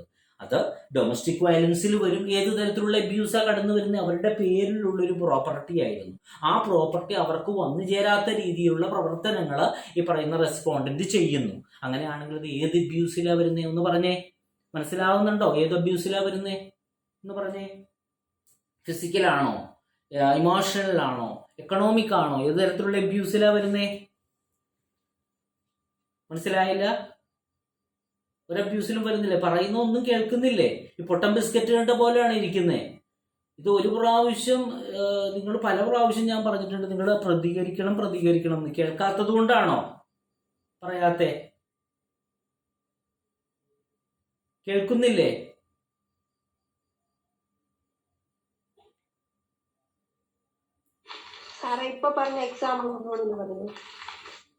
പറയാം. അതായത് ഒരു പ്രോപ്പർട്ടി ഒരു സ്ത്രീയുടെ പേരിൽ ഉണ്ടായിരുന്ന ഒരു പ്രോപ്പർട്ടിയാണ്. ആ പ്രോപ്പർട്ടി ആ സ്ത്രീക്ക് എന്തായാലും വന്നു ചേരേണ്ടതായിട്ടുള്ള ഒരു പ്രോപ്പർട്ടിയാണ്. ആ പ്രോപ്പർട്ടി ആ സ്ത്രീക്ക് നൽകാതെ അതിന് തടസ്സങ്ങൾ ഉണ്ടാക്കുന്ന ഒരു പ്രവർത്തനം ആ സ്ത്രീയുടെ ഭർത്താവിന്റെ ഭാഗത്തു നിന്ന് ഉണ്ടാകുവാണെങ്കിൽ അത് ഡൊമസ്റ്റിക് വയലൻസ് ആണോ എന്നാണ് എൻ്റെ ചോദ്യം. അങ്ങനെ ഡൊമസ്റ്റിക് വയലൻസ് ആണെങ്കിൽ അത് ഏത് കാറ്റഗറിയിലാണ് വരുന്നത്? ഫിസിക്കൽ ആണോ, സെക്സ്വൽ ആണോ, എക്കണോമിക് ആണോ, വെർബൽ ആൻഡ് ഇമോഷണൽ അബ്യൂസ് ആണോ എന്നാണ് എൻ്റെ ചോദ്യം. ഡൊമസ്റ്റിക് വയലൻസ് ആണോ? അത് ഉറപ്പാണോ? അതെ. ഏതിന്റെ അണ്ടറിലാ വരുന്നേ? എക്കണോമിക് അബ്യൂസിന്റെ അണ്ടറിലാണ് വരുന്നത്. കാരണം അവർക്ക് അർഹതപ്പെട്ട ഒരു പ്രോപ്പർട്ടി അവർക്ക് കിട്ടാതെ തടയുന്നു. ഞാൻ പറഞ്ഞില്ല, ഈ എക്സാമ്പിൾ സഹിതം അതിൽ പറയുന്ന കാര്യങ്ങൾ നിങ്ങൾ നോട്ട് ചെയ്യണം. ഞാൻ പറയുന്നത് എന്താ വെച്ചാൽ, പലപ്പോഴും ക്വസ്റ്റ്യൻ പേപ്പർ പുതിയ പാറ്റേൺ ആയതുകൊണ്ട് തന്നെ അങ്ങനെയൊക്കെയുള്ള രീതികളിലാണ് ക്വസ്റ്റ്യൻസ് വരുന്നത്. അതുകൊണ്ടാണ് ഞാൻ ഇത് പറഞ്ഞത്. അതേപോലെ തന്നെ ഒരു ഭാര്യയും ഭർത്താവും താമസിക്കുമ്പോൾ ആ ഷെയർഡ് ഹൗസ് ഹോൾഡിൽ ഭർത്താവ് ഭാര്യയുടെ ആക്സസ് തടയുന്നു. അങ്ങനെയാണെങ്കിൽ അത് ഏത് തരത്തിലുള്ള അബ്യൂസ് ആണ്? ഷെയർഡ് ഹൗസ് ഹോൾഡിൽ ഭാര്യയുടെ ആക്സസ് തടയുന്നു. The husband restrict the aggrieved woman from the shared household എന്ന് പറയുമ്പോൾ അത് ഏത് അബ്യൂസാ? അതും എന്താ അബ്യൂസാ? അതും എക്കണോമിക് അബ്യൂസ് ആണ്. കാരണം അവരുടെ ആ പ്രവേശനം തടയുന്നത് വ്യക്തമായിട്ട് ഇതിൽ പറയുന്നുണ്ട്. മനസ്സിലായോ? അതേപോലെ തന്നെ ഹസ്ബൻഡിന്റെ വൈഫിന്റെ പേരിലുള്ള പ്രോപ്പർട്ടി ഡിസ്പോസ് ചെയ്യുവാണ്, അല്ലെങ്കിൽ alienating her movable or immovable assets, അതൊക്കെ എന്താണ്? എക്കണോമിക് അബ്യൂസിന്റെ ഗണത്തിൽ വരുന്നതാണ്. അപ്പൊ ആ രീതിയിലും ക്വസ്റ്റ്യൻസ് കണ്ടിട്ടുണ്ട്. അപ്പൊ 4 തരത്തിലുള്ള അബ്യൂസുകൾ ഏതൊക്കെയാണ് എന്നുള്ളത് നമ്മൾ നോട്ട് ചെയ്ത് വെക്കുക. അതേപോലെ തന്നെ അവർക്ക് അവരുടെ ഈ പറയുന്ന രീതിയിൽ അവരുടെ കുട്ടികളെ ഉപദ്രവിക്കുന്നു, അതേപോലെ തന്നെ അവരെ ഐസൊലേറ്റ് ചെയ്യുന്ന പ്രവണത, അതേപോലെ ബ്ലെയിം ചെയ്യുന്ന പ്രവണത, ഇങ്ങനെയൊക്കെയുള്ള കാര്യങ്ങൾ എല്ലാം എന്താണ്? അബ്യൂസ് എന്ന് പറയുന്ന ഗണത്തിൽ വരുന്നതാണ്. വെർബൽ ആൻഡ് ഇമോഷണൽ അബ്യൂസിലാണ് ഈ പറയുന്ന ഐസൊലേറ്റ് ചെയ്യുകയും ബ്ലെയിം ചെയ്യുകയും ഒക്കെ വരുന്നത്. അതേപോലെ തന്നെ നമ്മൾ ഫിസിക്കൽ അബ്യൂസ് എന്ന് പറയുന്ന ഗണത്തിൽ വരുന്നതാണ്. അവർക്ക് ബോഡിലി ഇഞ്ചുറി ഉണ്ടാക്കണം, അല്ലെങ്കിൽ അവർക്ക് ഏതെങ്കിലും തരത്തിലുള്ള ഉപദ്രവം ഉണ്ടാക്കണം എന്ന് കരുതിയിട്ട് അവരുടെ ഒരു ഫോഴ്സ്, ഒരു ക്രിമിനൽ ഫോഴ്സ് അവരുടെ പേരിൽ അവരുടെ മേൽക്ക് ഉപയോഗിക്കുമ്പോൾ അതെന്താണ്, അത് ഫിസിക്കൽ അബ്യൂസ് എന്ന് പറയുന്ന ഗണത്തിൽ വരുന്നതാണ്. അപ്പൊ സെക്ഷൻ 3 പറയുന്നത് ഈ പറയുന്ന 4 തരത്തിലുള്ള അബ്യൂസുകൾ ഇൻവോൾവ് ആയിട്ടുള്ള ഏതൊരു ആക്ട് ഓർ ഒമിഷൻ എന്തിന്റെ അണ്ടറിൽ വരും, ഡൊമസ്റ്റിക് വയലൻസ് എന്ന് പറയുന്നതിന്റെ അണ്ടറിൽ വരും. അപ്പൊ ഡൊമസ്റ്റിക് വയലൻസിനെ കുറിച്ച് DV ആക്ടിൽ പറയുന്ന സെക്ഷൻ ഏത് എന്ന് ചോദിച്ചാൽ സെക്ഷൻ 3 ആണ്. മായാതെ മറയാതിരിക്കട്ടെ. ഇനി ഈ ഡൊമസ്റ്റിക് വയലൻസ് ആക്ട് പ്രകാരമുള്ള കോമ്പിറ്റന്റ് അതോറിറ്റി ആരാണ് എന്നുള്ളത് പലപ്പോഴും ക്വസ്റ്റ്യൻ പേപ്പറിൽ കണ്ടിട്ടുണ്ട്. കഴിഞ്ഞ കൊല്ലമല്ല അതിനു മുമ്പുള്ള ക്വസ്റ്റ്യൻ പേപ്പറുകളിലും ഒക്കെ വ്യക്തവും കൃത്യവുമായിട്ട് ചോദിച്ചതാണ്. അപ്പോൾ ആരാണ് അതിൽ കോമ്പിറ്റന്റ് അതോറിറ്റി എന്ന് പറഞ്ഞാൽ judicial first class magistrate, JFCM1, judicial first class magistrate 1, അല്ലെങ്കിൽ JMFC, judicial magistrate of first class എന്നുള്ള രീതിയിൽ പഠിക്കുക. അപ്പോൾ ആരാണ്, which is the competent authority under the domestic violence act. Domestic violence act പ്രകാരമുള്ള കേസുകൾ കൈകാര്യം ചെയ്യുന്ന കോടതി ഏതാണ്, അല്ലെങ്കിൽ കോമ്പിറ്റന്റ് അതോറിറ്റി ഏതാണെന്ന് ചോദിച്ചാൽ ആരാണ്, judicial first class magistrate or metropolitan magistrate or metropolitan magistrate. അതായത് മെട്രോപൊളിറ്റൻ സിറ്റികളിൽ ജുഡീഷ്യൽ മജിസ്ട്രേറ്റ് അല്ല അവിടെ ഉള്ളത്, മെട്രോപൊളിറ്റൻ മജിസ്ട്രേറ്റ് ആണ്. അപ്പൊ ജുഡീഷ്യൽ ഫസ്റ്റ് ക്ലാസ് മജിസ്ട്രേറ്റോ അതല്ലെങ്കിൽ മെട്രോപൊളിറ്റൻ മജിസ്ട്രേറ്റോ ആണ് എന്ത്, കോമ്പിറ്റന്റ് അതോറിറ്റി. ഈ DV ആക്ട് പ്രകാരമുള്ള കാര്യങ്ങളിൽ തീർപ്പ് കൽപ്പിക്കുന്ന കോമ്പിറ്റന്റ് അതോറിറ്റി എന്ന് പറയുന്നത് ആരാണ്, നമ്മളുടെ ഈ judicial first class magistrate or metropolitan magistrate ആണ് എന്നുള്ളത് ഓർത്തു വെക്കുക. അപ്പൊ അതില് സെക്ഷൻ പറയുന്നത് സെക്ഷൻ 2 ക്ലോസ് Fലാണ്, 2 ക്ലോസ് Iലാണ് ഈ മജിസ്ട്രേറ്റിനെ പറ്റി പറയുന്നത്. ഏതിലാ, 2 ക്ലോസ് Iലാണ് മജിസ്ട്രേറ്റ് എന്ന് പറയുന്നതിന്റെ നിർവചനം പറയുന്നത്. മജിസ്ട്രേറ്റ് അപ്പൊ ഏത് മജിസ്ട്രേറ്റ് ആണെന്ന് ചോദിച്ചാൽ judicial first class magistrate or metropolitan magistrate ആണ് കോമ്പിറ്റന്റ് അതോറിറ്റി. ഇത് ഈ ആക്ടിന്റെ അണ്ടറിൽ വരുന്നത്. ഇനി കുറച്ചുകൂടി വിശദീകരിച്ച് പറഞ്ഞു കഴിഞ്ഞാൽ ഇതില് ജൂറിസ്ഡിക്ഷൻ, അതായത് അധികാര പരിധിയുള്ള മജിസ്ട്രേറ്റ് എന്ന് പറയുന്നത് ആരാണ് എന്നുള്ളത് നോക്കാം. അതായത് ജുഡീഷ്യൽ ഫസ്റ്റ് ക്ലാസ് മജിസ്ട്രേറ്റ് അല്ലെങ്കിൽ മെട്രോപൊളിറ്റൻ മജിസ്ട്രേറ്റ് ആണ്. പക്ഷേ എല്ലാ ജുഡീഷ്യൽ ഫസ്റ്റ് ക്ലാസ് മജിസ്ട്രേറ്റും അല്ല. എങ്ങനെയുള്ള മജിസ്ട്രേറ്റ് ആണെന്ന് നോക്കുക. The court of judicial magistrate of first class or metropolitan magistrate within the local limits of which the person aggrieved permanently or temporarily resides or carries on a business or is employed, or the respondent reside or carries on the business or is employed, or the cause of action has arisen. ഇതായി 3 കാറ്റഗറിയാണ് പറയുന്നത്. എന്താണ്, ഒന്നുകൂടി നോക്കാം. എവിടെ ഒരു കാര്യം നമുക്ക് ഉറപ്പാണ്, കോമ്പിറ്റന്റ് അതോറിറ്റി എന്ന് പറഞ്ഞാൽ ജുഡീഷ്യൽ ഫസ്റ്റ് ക്ലാസ് മജിസ്ട്രേറ്റ് ഒരു മെട്രോപൊളിറ്റൻ മജിസ്ട്രേറ്റ് ആണ്. ഇനി എവിടെ ഉള്ളതാണ്, ഇനി ക്വസ്റ്റ്യൻ പേപ്പറിൽ അങ്ങനെയാണ് വരുന്നതെങ്കിൽ നമുക്ക് തെറ്റരുത്. അതുകൊണ്ടാണ് ഞാൻ പറയുന്നത് ജുഡീഷ്യൽ ഫസ്റ്റ് ക്ലാസ് മജിസ്ട്രേറ്റ് ഒരു metropolitan magistrate within the local limits. ആ ലോക്കൽ ലിമിറ്റ്സിലുള്ള മജിസ്ട്രേറ്റ് ആയിരിക്കണം. ആ ലോക്കൽ ലിമിറ്റ് എന്താ, ലോക്കൽ ലിമിറ്റിലുള്ള മജിസ്ട്രേറ്റ് എന്ന് പറഞ്ഞാൽ in which the person aggrieved permanently or temporarily reside. നമ്മൾ നേരത്തെ പഠിച്ച ഈ aggrieved person, അതായത് ആ സ്ത്രീ, ആ woman permanently or temporarily resides or carries the business or is employed. ആ വുമൺ സ്ഥിരമായിട്ട് താമസിക്കുന്ന സ്ഥലത്തുള്ള ആ ഏരിയയിലുള്ള ജുഡീഷ്യൽ ഫസ്റ്റ് ക്ലാസ് മജിസ്ട്രേറ്റോ ഓർ ടെമ്പററിലി റിസൈഡ്സ്, ഇനി ആ വുമൺ ഒരു റെന്റിനാണ് താമസിക്കുന്നത്, അപ്പൊ ടെമ്പററിലി റിസൈഡ് അവിടെയുള്ള മജിസ്ട്രേറ്റിനോ, or carries on a business, ഇനി അവര് ബിസിനസ് സ്ഥാപനം വേറൊരു സ്ഥലത്തുണ്ട്, അപ്പൊ ആ ബിസിനസ് നടത്തുന്ന സ്ഥലത്തുള്ള ജുഡീഷ്യൽ മജിസ്ട്രേറ്റിനോ, ഓർ ഈസ് എംപ്ലോയ്ഡ്, അല്ലെങ്കിൽ അവർ ജോലി ചെയ്യുന്നത് വേറൊരു സ്ഥലത്താണ്, അവിടെയുള്ള മജിസ്ട്രേറ്റിനോ അധികാരമുണ്ട്. ഇപ്പൊ ഞാൻ പറയുന്ന ഒരു ഡൊമസ്റ്റിക് വയലൻസ് നടക്കുന്നു. ആ ഡൊമസ്റ്റിക് വയലൻസ് നടക്കുമ്പോൾ അവർ താമസിച്ചിരുന്ന എറണാകുളം ജില്ലയിലാണെന്ന് വിചാരിക്കും. ഇനി അവർ പക്ഷെ ജോലി ചെയ്യുന്നത് ഈ പറയുന്ന പോലെ ആലപ്പുഴ ജില്ലയിലാണ്. അല്ലെങ്കിൽ അവർക്കൊരു ബിസിനസ് ഈ പറയുന്ന രീതിയിൽ തിരുവനന്തപുരം ജില്ലയിലുണ്ട്. അങ്ങനെയാണെങ്കിൽ ഈ പറയുന്ന 3 മജിസ്ട്രേറ്റിനും എന്തുണ്ട്? അധികാരപരിധിയുണ്ട് കേസെടുക്കാൻ എന്നുള്ളതാണ് പറഞ്ഞത്. അതായത് അവർ പെർമനന്റ്ലി റിസൈഡ് അല്ലെങ്കിൽ ടെമ്പററി ആയിട്ട് റിസൈഡ് ചെയ്യുന്ന സ്ഥലത്ത് കോടതിയിലെ മജിസ്ട്രേറ്റ്, അതല്ലെങ്കിൽ ഇപ്പോൾ അവർ എറണാകുളം ജില്ലയിൽ ടെമ്പററി ആയിട്ട് താമസിക്കുവാണ്, അവരുടെ ശരിക്കും വീട് കൊല്ലത്താണ്, അപ്പോൾ കൊല്ലത്തെ മജിസ്ട്രേറ്റിനും എന്തുണ്ട്? അധികാരമുണ്ട്. പറയുന്നത് മനസ്സിലായോ? അതായത് അപ്പോൾ ഏത് കോടതി എന്ന് പറയുമ്പോൾ ഒറ്റ കോടതിയാണ്, judicial first class magistrate or metropolitan magistrate. ഇനി നമ്മുടെ പുതിയ സിസ്റ്റത്തിലുള്ള ക്വസ്റ്റ്യൻ പേപ്പറൊക്കെ ആയതുകൊണ്ട് തന്നെ ഇങ്ങനെ വളഞ്ഞുകൂത്തി ചോദിച്ചാൽ എഴുതാൻ വേണ്ടിയാണ് ഈ പറയുന്നത്. ആ മജിസ്ട്രേറ്റ് ലോക്കൽ ലിമിറ്റ്സ്, ആ എഗ്രീവ്ഡ് പേഴ്സൺ പെർമനന്റ് ആയിട്ട് താമസിക്കുന്ന സ്ഥലത്തെ കോടതിയോ, അല്ലെങ്കിൽ ടെമ്പററി ആയിട്ട് താമസിക്കുന്ന സ്ഥലത്തെ കോടതിയോ, അല്ലെങ്കിൽ ആ എഗ്രീവ്ഡ് വുമൺ ഏതെങ്കിലും ബിസിനസ് നടത്തുന്ന സ്ഥലത്തെ കോടതിയോ, അല്ലെങ്കിൽ ആ എഗ്രീവ്ഡ് വുമൺ ഏതെങ്കിലും ജോലി ചെയ്യുന്നുണ്ടെങ്കിൽ അവിടത്തെ കോടതിയിലുള്ള ജുഡീഷ്യൽ ഫസ്റ്റ്, അവിടത്തെ ആ ഏരിയയിലുള്ള ജുഡീഷ്യൽ ഫസ്റ്റ് ക്ലാസ് മജിസ്ട്രേറ്റോ അല്ലെങ്കിൽ മെട്രോപൊളിറ്റൻ മജിസ്ട്രേറ്റിനോ അധികാരമുണ്ട്.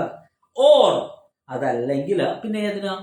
The respondent resides or carries business or is employed. അതല്ലെങ്കിൽ നമ്മുടെ പ്രതി താമസിക്കുന്ന സ്ഥലത്തെ കോടതിക്കോ, അല്ലെങ്കിൽ പ്രതി ബിസിനസ് നടത്തുന്ന സ്ഥലത്തെ കോടതിക്കോ, അല്ലെങ്കിൽ പ്രതി എംപ്ലോയ് ചെയ്യുന്ന സ്ഥലത്തെ കോടതിക്കോ അധികാരമുണ്ട്. ഇപ്പോൾ ഡൊമസ്റ്റിക് വയലൻസ് നേരിട്ട പെൺകുട്ടി താമസിക്കുന്ന സ്ഥലം എറണാകുളവും പ്രതി താമസിക്കുന്നത് കൊല്ലത്തുമാണെങ്കിൽ കൊല്ലത്തും അധികാരം ഉണ്ടെന്നാണ് ഈ പറയുന്നത്. അതായത് the respondent resides or carries business or is employed. അതേപോലെ തന്നെ മൂന്നാമത് പറയുന്നത് the cause of action has Raisan. എവിടെയാണോ കോസ് ഓഫ് ആക്ഷൻ, അതായത് ഈ പറയുന്ന ആക്ഷൻ എവിടെയാണോ ഉത്ഭവിച്ചത്, എവിടെയാണോ പ്രശ്നം പൊട്ടിപ്പുറപ്പെട്ടത്, അതാണ് the place in which domestic violence has take place. എവിടെ വെച്ചാണോ ഡൊമസ്റ്റിക് വയലൻസ് ഉണ്ടായത് ആ കോടതിക്കും അധികാരമുണ്ട്. Shall be the competent court to grant the protection order and other order under the act and to try the offenses under the act. ഈ act പ്രകാരമുള്ള ഒഫൻസുകൾ try ചെയ്യുക എന്ന് പറഞ്ഞാൽ ട്രയൽ നടത്താനും വിചാരണ നടത്താനും അതിനനുസരിച്ചുള്ള ഉത്തരവുകൾ ഇടാനും ഇത്തരത്തിലുള്ള ഈ 3 സ്ഥലങ്ങളിലുള്ള കോടതിക്കും അധികാരമുണ്ട്. അപ്പൊ 3 കോടതി ഒന്നുകൂടി നമുക്ക് പച്ചവെള്ളം പോലെ പഠിക്കാം. അതായത് judicial first class or metropolitan magistrate, അത് ഉറപ്പാണ്. ഇനി എവിടെയുള്ളതാണ്? ലോക്കൽ ലിമിറ്റിലുള്ള, ആ ലോക്കൽ ലിമിറ്റിൽ, അതായത് ആ എഗ്രീവ്ഡ് വുമൺ പെർമനന്റ്ലി റിസൈഡ് ചെയ്യുന്നതോ, അല്ലെങ്കിൽ ടെമ്പററിലി റിസൈഡ് ചെയ്യുന്നതോ, അല്ലെങ്കിൽ ബിസിനസ് നടത്തുന്നതോ, ഓർ ഇസ് എംപ്ലോയ്ഡ്, അവിടുത്തെ മജിസ്ട്രേറ്റിന് അധികാരമുണ്ട്. നേരെ തിരിച്ചു റെസ്പോണ്ടന്റ് റിസൈഡ് ചെയ്യുന്ന സ്ഥലത്തെയോ, അല്ലെങ്കിൽ റെസ്പോണ്ടന്റ് ബിസിനസ് നടത്തുന്ന സ്ഥലത്തെയോ, അല്ലെങ്കിൽ റെസ്പോണ്ടന്റ് ജോലി ചെയ്യുന്ന സ്ഥലത്തെയോ ജുഡീഷ്യൽ ഫസ്റ്റ് ക്ലാസ് മജിസ്ട്രേറ്റ് കോടതിക്ക് അധികാരമുണ്ട്. അതല്ലെങ്കിൽ എവിടെ വെച്ചാണോ ഈ ഡൊമസ്റ്റിക് വയലൻസ് ഉത്ഭവിച്ചത് ആ കോടതിക്ക് അധികാരമുണ്ട് എന്നുള്ളതാണ് പറയുന്നത്. ഫോർ എക്സാമ്പിൾ നമുക്ക് നോക്കാം. അതായത് എ എന്ന് പറയുന്ന ഒരു സ്ത്രീ, ആ സ്ത്രീ താമസിക്കുന്നത് മലപ്പുറത്താണെന്ന് വിചാരിക്കുക. പക്ഷേ ഹസ്ബൻഡ് സ്ഥിരമായിട്ട് താമസിക്കുന്ന എറണാകുളത്താണെന്ന് വിചാരിക്കുക. അപ്പോൾ ഇവരൊരിക്കൽ നമ്മളുടെ ഈ 2 ജില്ലയല്ലാത്ത മൂന്നാമത് കൊല്ലത്ത് പോയി താമസിച്ചു. അവിടെ ടെമ്പററി ആയിട്ട് താമസിച്ചു. അപ്പോൾ അവിടെ വെച്ചിട്ട് ഇവിടെ ഈ പറഞ്ഞ പോലെ ഇവർ തമ്മിലൊരു ചകട ഉണ്ടായി. മനസ്സിലായി, 2 പേരും അടിച്ചു പിരിഞ്ചാച്ച്. അപ്പോൾ അങ്ങനെ വന്നു കഴിഞ്ഞാൽ ഏത് കോടതികൾക്ക് അധികാരമുണ്ട് എന്ന് ചോദിച്ചാൽ, അതായത് അവരുടെ വീട് മലപ്പുറമാണ്, ആ ഹസ്ബൻഡ് താമസിക്കുന്നത് എറണാകുളമാണ്, ഇവരുടെ ഈ ചകട ഉണ്ടായത് എവിടെ വെച്ചിട്ടാ? ഈ പ്രശ്നം ഉത്ഭവിച്ച പൊട്ടിപ്പുറപ്പെട്ട സ്ഥലം എന്ന് പറഞ്ഞു കഴിഞ്ഞാൽ കൊല്ലത്ത് വെച്ചിട്ടാണ്. അപ്പോൾ ഏതെല്ലാം കോടതിക്ക് അധികാരമുണ്ട് എന്ന് പറഞ്ഞേ? ഏതെല്ലാം കോടതിക്ക് അധികാരമുണ്ട്? അവർ താമസിക്കുന്നത് മലപ്പുറം, അയാൾ താമസിക്കുന്നത് എറണാകുളം, സംഭവം പൊട്ടിപ്പുറപ്പെട്ടത് കൊല്ലം. ഏതെല്ലാം കോടതിക്ക് അധികാരമുണ്ട്? ഏതെല്ലാം കോടതിക്ക് അധികാരമുണ്ട് എന്ന് പറഞ്ഞേ? ഏതെല്ലാം കോടതിക്ക്? ഒരു കോടതിക്കും അധികാരമില്ലേ? അങ്ങനെയാണോ? നിങ്ങൾ കേൾക്കാഞ്ഞിട്ടാണോ, അല്ലെങ്കിൽ എന്നെ കഷ്ടപ്പെടുത്തുവാണോ? എനിക്ക് അറിയാൻ വയ്യാഞ്ഞിട്ട് ചോദിക്കുവാണോ? ഞാൻ നിർത്തിക്കൊണ്ട് പോണോ? ഞാൻ ഈ സംഭവം നിർത്തിക്കൊണ്ട് പോണോ? എനിക്ക് വളരെ പെട്ടെന്ന് തന്നെ ദേഷ്യം വരുന്നൊരു കക്ഷിയാണ്. കാരണം നമ്മൾ ഇത്രയും ചോര നീരാക്കി ഇത്രയും കാര്യമായിട്ട് ഈ ക്ലാസ് മുന്നോട്ട് കൊണ്ടുപോയിട്ട് ആകെ വിരലിലുണ്ടാവുന്ന കുട്ടികളെ ഉള്ളൂ. അപ്പോൾ നിങ്ങൾ ഓരോരുത്തർ ഈ പൊട്ടം ബിസ്ക്കറ്റ് കണ്ടല്ലോ, നിങ്ങളിത് ഓൺ ചെയ്ത് വെച്ചിട്ട് വെറുതെ എവിടെയെങ്കിലും പോയിരിക്കുവാണോ? എന്നെ കഷ്ടപ്പെടുത്തുവാണോ? നമ്മൾ ചോദിക്കുന്നതിന് ഒന്നുകിൽ നിങ്ങൾ എന്തെങ്കിലും ഒരു മറുപടി പറയുക, ഒരൊറ്റ എണ്ണം മിണ്ടത്തില്ല. നിങ്ങൾ വല്ല ബധിരകളും ഊമകളുമാണോ? വെറുതെ മനുഷ്യന്റെ ക്ഷമയെ പരീക്ഷിക്കാനായിട്ട് ഇതൊരു ഈസി ടാസ്ക് ആണെന്നാണോ വിചാരിക്കുന്നത്? ഇതിൽ പലരും ടീച്ചേഴ്സും ഒക്കെ ആയിട്ടുള്ള ആളുകൾ ഉണ്ടല്ലോ. ഒരു എന്തെങ്കിലും നമ്മളൊരു ക്വസ്റ്റ്യൻ ചോദിച്ചു കഴിഞ്ഞാൽ എത്ര പ്രാവശ്യം എന്ന് വെച്ചാൽ ചോദിക്കുക, ഒരു മറുപടി പറയാനായിട്ട് നിങ്ങൾക്ക് കഴിയില്ല എന്ന് പറഞ്ഞു കഴിഞ്ഞാൽ വളരെ മോശമാണ് കുട്ടികളെ. ഇത്രയും കഷ്ടപ്പെട്ട് നമ്മളൊരു ക്ലാസ് എടുത്തിട്ട് നിങ്ങൾക്കൊരു മറുപടി പറഞ്ഞാൽ മതി. എത്ര പ്രാവശ്യം ഒരു ക്വസ്റ്റ്യൻ റിപ്പീറ്റ് ചെയ്ത് ഞാൻ ചോദിക്കുന്നേ? എന്തായാലും ഞാൻ നിർത്തുവാണ്. ഓക്കെ, നിങ്ങൾ എന്താന്ന് വെച്ചാൽ ചെയ്യാം. നെറ്റ്വർക്ക് പോയായിരുന്നു, അപ്പൊ ഞാൻ ലെഫ്റ്റ് ആയി. എത്ര പ്രാവശ്യം എന്ന് വെച്ചാൽ ഈ കുട്ടികളോട് ചോദിക്കുന്നു, ഇവര് എന്താ വല്ല ബധിരകളും ഊമകളും ആണോ? എന്തെങ്കിലും ഒരു കാര്യം അതല്ലെങ്കിൽ നിങ്ങൾ അവിടെ നിന്ന് ഒരു റെസ്പോൺസ് വന്നാലല്ലേ എനിക്ക് നിങ്ങളിത് മനസ്സിലാക്കുന്നുണ്ടോ എന്നുള്ളത് അറിയാൻ പറ്റുള്ളൂ. ഇത് ഓൺലൈൻ ക്ലാസ് ആണ് കുട്ടികളെ, ഓഫ്ലൈൻ ക്ലാസ് അല്ല. അപ്പൊ അതുകൊണ്ട് തന്നെ നിങ്ങൾ അവിടെ നിന്ന് എന്തെങ്കിലും ഒന്ന് പ്രതികരിക്കണം. അല്ലെങ്കിൽ പിന്നെ ഞാനിവിടെ വെറുതെ ഇരുന്ന് ഈ ആക്ഷനും കോമാളിത്തരം കാണിക്കുന്നത് പോലെ ആകത്തില്ലേ? ഗീത, ശ്രുതി, 2 ശ്രുതിയുണ്ട്, ഗ്രീഷ്മ, അശ്വതി, ജിംന, മീന, അഞ്ജു, ഇത്രയും പേര് എന്തായാലും ഇതിലുണ്ട്. എന്നിട്ട് ഇവരാരും ഒരു പ്രതികരണവും തരുന്നില്ല എന്ന് പറഞ്ഞു കഴിഞ്ഞാൽ ഇത്രയും മോശപ്പെട്ട ഒരു പ്രകടനം നിങ്ങളുടെ ഭാഗത്തുനിന്ന്. സാറെ, പുതിയ കുട്ടികൾ പറഞ്ഞോട്ടെ വിചാരിച്ചിട്ട് നമ്മളെല്ലാത്തിന്റെ ഉത്തരം പറഞ്ഞാൽ അവർക്ക് അതൊരു ബുദ്ധിമുട്ടാവില്ലേ? എടോ, അങ്ങനെയല്ല. നിങ്ങൾ ആരും മിണ്ടാതിരിക്കുമ്പോഴത്തേക്കും ഇത് കേളി. എത്ര പ്രാവശ്യം റിപ്പീറ്റ് ചെയ്ത് ഞാൻ ചോദിക്കുന്നേ? നിങ്ങൾ പുതിയ കുട്ടികൾ പറയുവോ പഴയ കുട്ടികൾ പറയുവോ? അതല്ല, നമ്മളിപ്പോ ആരും പറയുന്നില്ലല്ലോ. ഇതിപ്പോ എത്ര തവണയായി ഇപ്പൊ ഞാൻ ചോദിക്കുന്നേ. നമ്മൾ ഇത് നിങ്ങൾ എന്താ വിചാരിക്കുന്നത്? നമ്മൾ ഈ ക്ലാസ് എടുക്കുക എന്ന് പറഞ്ഞു കഴിഞ്ഞാൽ എന്നെ സംബന്ധിച്ചിടത്തോളം അതൊരു ഈസി ടാസ്ക് ആണെന്ന് എനിക്ക് തോന്നുന്നില്ല. കാരണം അത്രയും ഇതായിട്ട് ഇത് കഴിഞ്ഞു കഴിയുമ്പോഴാണ് ഞാൻ ഈ പറയുന്ന രീതിയിൽ തൊണ്ടയ്ക്ക് വിക്സ് വരട്ടലും അതേപോലെ ചൂടുവെള്ളം കുടിക്കുന്ന പരിപാടി ഒക്കെ ആയിട്ട് അത്രയും നമ്മൾ ആ എഫർട്ട് എടുത്തിട്ടാണ്. കാരണം ഇത് നമ്മളങ്ങ് മനസ്സിലാക്കി തരാൻ വേണ്ടിയിട്ടുള്ള ഒരു ശ്രമമാണ്. അപ്പം അതിന് നിങ്ങളുടെ ഭാഗത്തുനിന്ന് ഒരു ചെറിയൊരു നീക്കങ്ങളും പോലും ഇല്ലെങ്കിൽ അവിടെ നമ്മളാകെ ടയേർഡ് ആവുകയാണ്. കാരണം ഇതുപോലുള്ള ഈ കുട്ടികളെ നമ്മൾ പഠിപ്പിക്കുന്നതുകൊണ്ട് എന്താ അർത്ഥം എന്ന് തന്നെ നമുക്ക് തോന്നിപ്പോവുകയാണ്. അത് ഞാൻ പറഞ്ഞത്, ഒരു എഫർട്ട് എടുക്കാത്തവന് ഒരു വിഷമം ഉണ്ടാകത്തില്ല, ഒരു സങ്കടം ഉണ്ടാകത്തില്ല. വെറുതെ എന്തെങ്കിലും കാണിച്ച് അങ്ങ് പോവുകയാണെങ്കിൽ അവർക്ക് ഒരു വിഷമം ഉണ്ടാകത്തില്ല. ഇത് നമ്മളെ സംബന്ധിച്ചിടത്തോളം ഞാൻ പറഞ്ഞില്ല, എനിക്ക് ഇത് ഓഫ്ലൈൻ ആണെങ്കിൽ ഓക്കെ, നിങ്ങളുടെ ഓരോരുത്തരുടെ മുഖങ്ങൾ കാണാം. ഇതെന്ന് വെച്ചാൽ എനിക്കിവിടെ കാണാൻ കഴിയുന്നത് ഇവിടെ ഒരു ജി അല്ലെങ്കിൽ ഒരു സ്മോൾ ജി, ഒരാളൊരു ചിലങ്കി ഇട്ടിങ്ങനെ ഇരിക്കുന്നു, പിന്നെ ഒരു പൂവ്, പിന്നെ ഒരു കുഞ്ഞ് താലോലിച്ചുകൊണ്ട് ഒരാളിരിക്കുന്നു, പിന്നെ ഒരു മങ്കിയുടെ ഫോട്ടോ. ഇതൊക്കെയാണ് ഞാൻ കാണുന്നത്. കാരണം ഓരോരുത്തരുടെയും പേരിൽ കൊടുത്തിരിക്കുന്ന ഐക്കൺ അതാണ്. അതല്ലാതെ ഞാൻ വേറെ ഒന്നും കാണുന്നില്ല. അപ്പൊ എനിക്ക് നിങ്ങളവിടെ ഉണ്ടോ, അതേപോലെ നമ്മൾ ഈ എഫർട്ട് എടുക്കുന്ന കാര്യം ഇവർക്ക് മനസ്സിലാകുന്നുണ്ടോ? മനസ്സിലായില്ലെങ്കിൽ അത് പറയുക, സാറേ എനിക്കത് മനസ്സിലായില്ല. അപ്പൊ നമുക്കതനുസരിച്ചിട്ട് കുറച്ചുകൂടി ഇതാക്കിയിട്ട്, കാരണം ഞാൻ മനസ്സിലാക്കാനും നിങ്ങളെ ഒരു ലക്ഷ്യത്തിൽ എത്തിക്കാനും വേണ്ടിയിട്ടാണ് ഇവിടെ വന്ന് നിൽക്കുന്നത്. അതല്ലാതെ പിന്നെ നമ്മൾ ഈ യാത്ര ഇങ്ങനെ തുടർന്നിട്ട് ഒരു കാര്യവും ഇല്ല. അപ്പം നിങ്ങളുടെ റൈറ്റാണത്. എത്ര പ്രാവശ്യം വേണമെങ്കിലും ചോദിച്ച് മനസ്സിലാക്കാന്നുള്ളത്. അല്ലാതെ അവിടെ നാണക്കേടിൻ്റെയോ മാനക്കേടിൻ്റെയോ എൻ്റെ കൂട്ടുകാരി എന്ത് വിചാരിക്കും, അല്ലെങ്കിൽ ഗ്രൂപ്പിലുള്ളവരെന്ത് വിചാരിക്കും, സാറെന്ത് വിചാരിക്കും, ആരും എന്തും വിചാരിച്ചോട്ടെ. നമ്മൾ എന്താണ്, നമുക്ക് വേണ്ടിയിട്ട് ക്ലാസ് മുന്നോട്ട് പോവുകയാണ്. അപ്പം നമുക്ക് മനസ്സിലായില്ലേ സാറേ, ആ ക്വസ്റ്റ്യൻ മനസ്സിലായില്ല, അല്ലെങ്കിൽ അതൊന്ന് റിപ്പീറ്റ് ചെയ്യും സാറേ, അത് കേട്ടില്ല, ഇതിങ്ങനെയൊക്കെ പറയുന്നത് ന്യായം. ഇത് എത്ര ചോദിച്ചിട്ടും ഇവരാരും മറുപടി ഒരക്ഷരം പോലും പറയുന്നില്ല എന്നുള്ളതാണ്. ഇനി നിങ്ങൾ പറയണ്ട, എന്തായാലും ഞാൻ ഇനി ചോദിക്കാനും ഉദ്ദേശിക്കുന്നില്ല.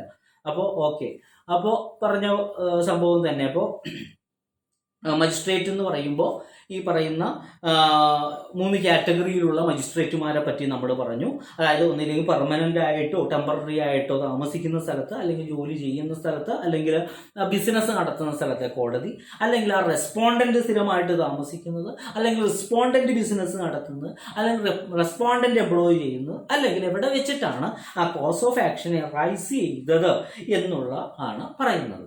ഇനി ഈ മജിസ്ട്രേറ്റ് ഇങ്ങനെയുള്ള ഉത്തരവുകൾ, അതിൽ പലതരത്തിലുള്ള ഓർഡറുകളെ പറ്റി പറയുന്നുണ്ട്. അതായത് പ്രൊട്ടക്ഷൻ ഓർഡറുകളും റെസിഡൻസ് ഓർഡറുകളും ഒക്കെ പറയുന്നുണ്ട്. ഓർഡേഴ്സിലേക്ക് ഞാനിപ്പോൾ കിടക്കുന്നില്ല, അത് കുറച്ചുണ്ട്, അപ്പോൾ നമ്മൾ അടുത്ത ദിവസത്തേക്ക് പോകാം.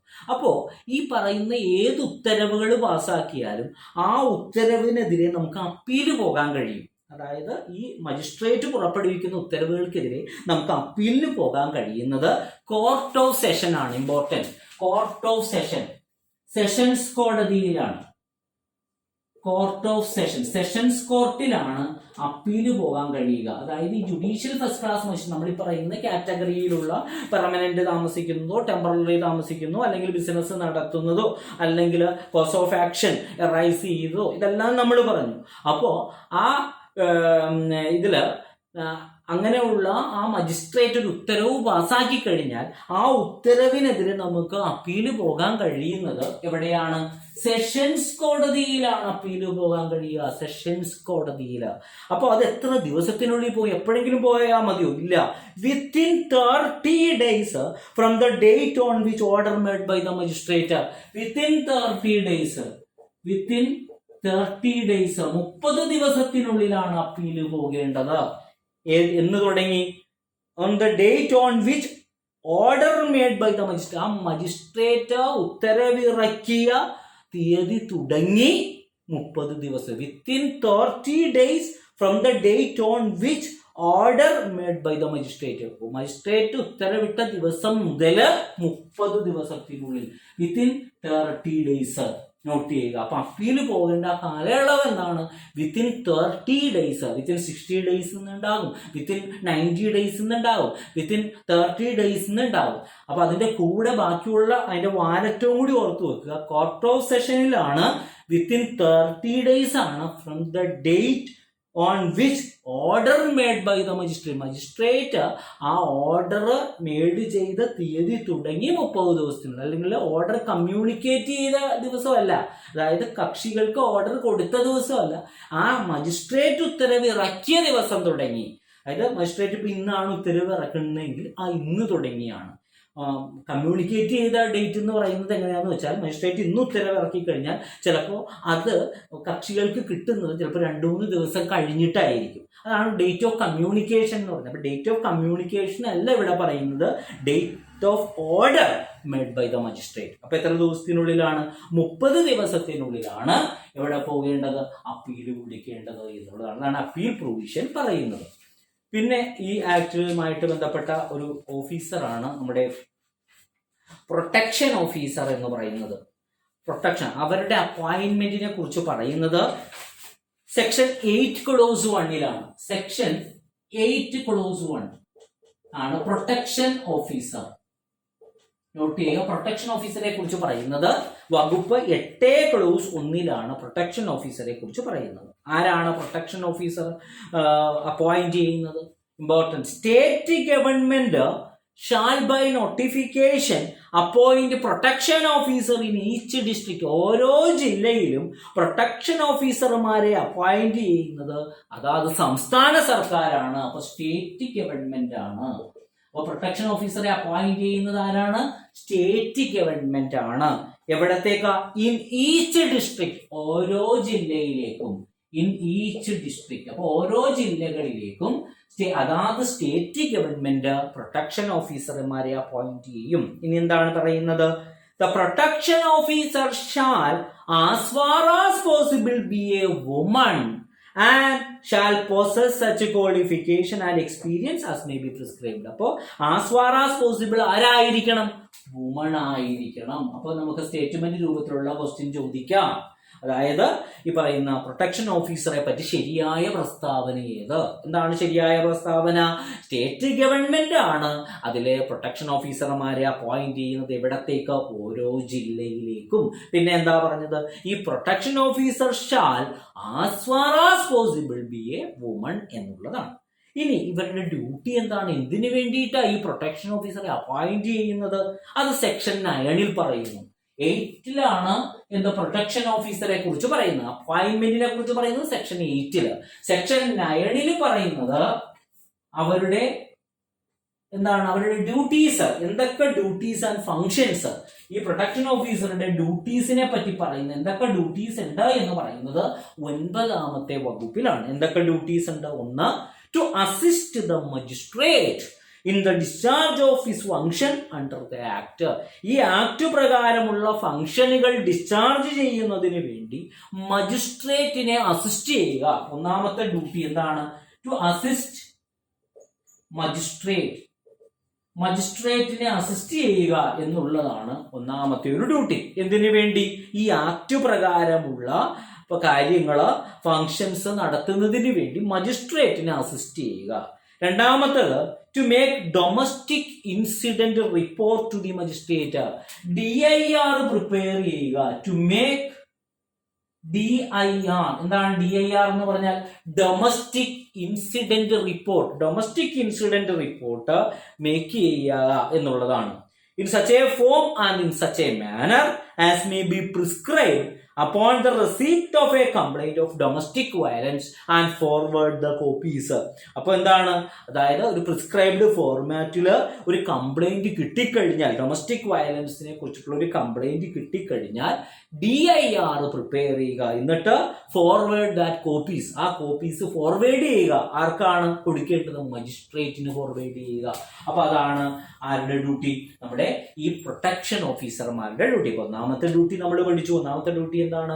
Make to assist the magistrate. മജിസ്ട്രേറ്റിനെ അസിസ്റ്റ് ചെയ്യുക. എന്തിന്? ഈ ആക്ട് പ്രകാരമുള്ള ഫങ്ഷൻസ് ഡിസ്ചാർജ് ചെയ്യുന്നതിന് വേണ്ടി. രണ്ടാമത് എന്താ പറഞ്ഞത്? ഡൊമസ്റ്റിക് ഇൻസിഡന്റ് റിപ്പോർട്ട് ഉണ്ടാക്കുക. എന്നിട്ട് അതിന്റെ കോപ്പീസ്, അത് എപ്പോഴാണ് ഡൊമസ്റ്റിക് ഇൻസിഡന്റ് DIR പ്രിപ്പയർ ചെയ്യേണ്ടത്? ഡൊമസ്റ്റിക് വയലൻസിനെ കുറിച്ചിട്ടുള്ള ഒരു കംപ്ലൈന്റ് റിസീവ് ചെയ്ത് കഴിഞ്ഞാൽ DIR പ്രിപ്പയർ ചെയ്തിട്ട് അതിന്റെ കോപ്പി ആർക്ക് ഫോർവേഡ് ചെയ്യണം? നമ്മുടെ മജിസ്ട്രേറ്റിന് ഫോർവേഡ്. അപ്പൊ രണ്ടാമത്തെ ഡ്യൂട്ടി കഴിഞ്ഞു. And also forward the copies to the police officer in charge of a police station within the local limit whose jurisdiction domestic violence is alleged to have been committed and to the service providers in that area. അപ്പൊ മജിസ്ട്രേറ്റിന് മാത്രമല്ല, ആ ഏത് police സ്റ്റേഷന്റെ ലിമിറ്റിലാണോ domestic violence നടന്നത്, ആ police സ്റ്റേഷന്റെ local ലിമിറ്റുള്ള police സ്റ്റേഷനിലേക്കും ഈ ഡൊമസ്റ്റിക് ഇൻസിഡന്റ് റിപ്പോർട്ട് എന്ത് ചെയ്യണം? ഫോർവേഡ് ചെയ്യണം.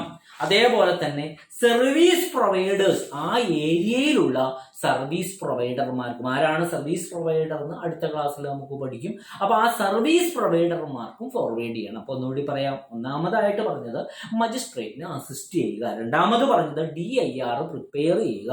DIR എന്ന് പറഞ്ഞാൽ എന്താണ്? Domestic incident report. എപ്പോഴാണ് ഡൊമസ്റ്റിക് ഇൻസിഡന്റ് റിപ്പോർട്ട് പ്രിപ്പയർ ചെയ്യുന്നത്? ഒരു ഡൊമസ്റ്റിക് വയലൻസ് നടന്നു എന്നുള്ള ഒരു കംപ്ലൈന്റ് കിട്ടിക്കഴിഞ്ഞാൽ പ്രൊട്ടക്ഷൻ ഓഫീസർ എന്ത് ചെയ്യണം? DIR പ്രിപ്പയർ ചെയ്തിട്ട് അതിന്റെ കോപ്പി ആർക്കൊക്കെ കൊടുക്കണം? മജിസ്ട്രേറ്റിന് കൊടുക്കണം. ആ ലോക്കൽ ലിമിറ്റുള്ള പോലീസ് സ്റ്റേഷൻ ഏതാണോ ആ പോലീസ് സ്റ്റേഷനിലേക്ക് അതിന്റെ കോപ്പി അയച്ചു കൊടുക്കണം. അതോടൊപ്പം തന്നെ ആർക്ക്? സർവീസ് പ്രൊവൈഡേഴ്സിനും അതിന്റെ കോപ്പി കൊടുക്കണം. ഇനി അടുത്ത ഡ്യൂട്ടി എന്താണ്?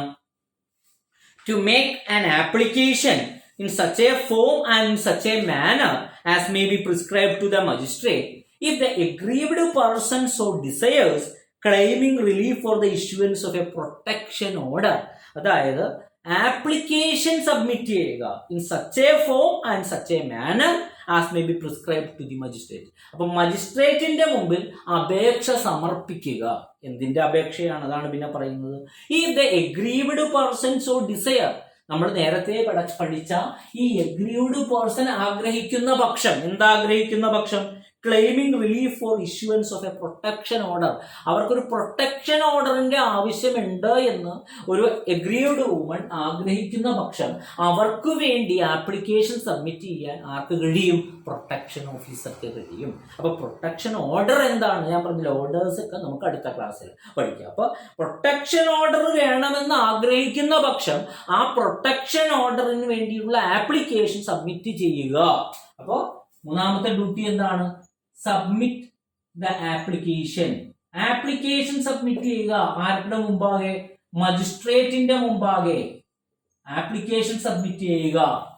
എന്താണ്? If the aggrieved person so desire, aggrieved person ആഗ്രഹിക്കുന്ന പക്ഷം ആ protection order, claiming relief for the issuance of a protection order എന്നുള്ള ആ റിലീഫ് അവർ ആഗ്രഹിക്കുന്ന പക്ഷം അതിനു വേണ്ടിയിട്ടുള്ള അപേക്ഷ സമർപ്പിക്കേണ്ടത് ആർക്കാണ്?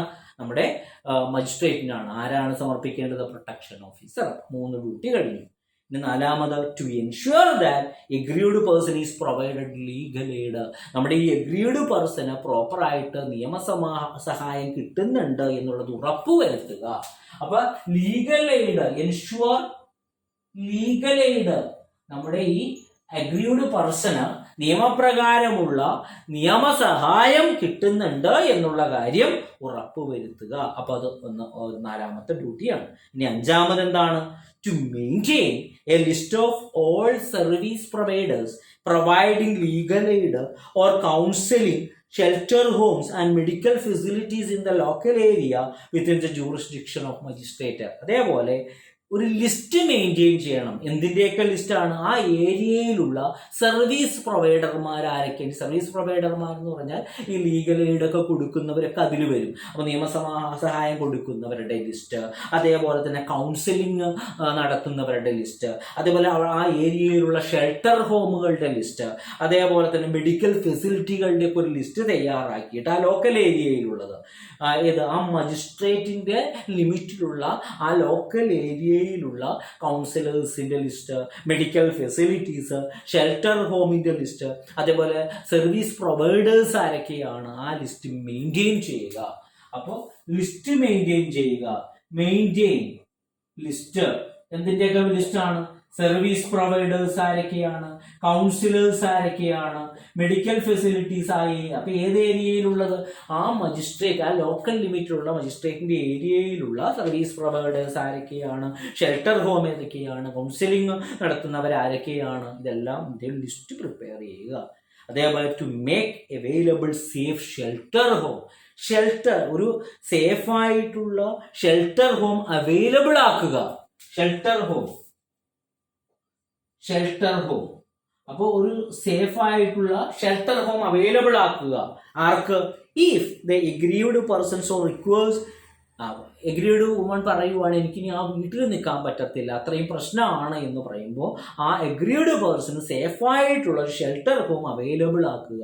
And forward copy of his reports having lodged the aggrieved person in the shelter home to the police station and the magistrate having jurisdiction in the area അവർ ഷെൽട്ടർ ഹോം ഈസ് സിറ്റുവേറ്റഡ്. എന്നിട്ട് അവരെ ആരും അറിയാത്ത രീതിയിൽ അവിടെ കൊണ്ടുപോയി പാർപ്പിക്കുകയല്ല വേണ്ടത്, അവരെ താമസിപ്പിച്ചിട്ടുണ്ട് എന്നുള്ള ആ ഒരു report, forward the copy of having lodged the aggrieved person, ആ എഗ്രീഡ് പേഴ്സണെ അവിടെ ലോഡ്ജ് ചെയ്തിട്ടുണ്ട്, അവിടെ താമസിപ്പിച്ചിട്ടുണ്ട് എന്നുള്ള ആ ഒരു റിപ്പോർട്ട് ഫോർവേഡ് ചെയ്യുക.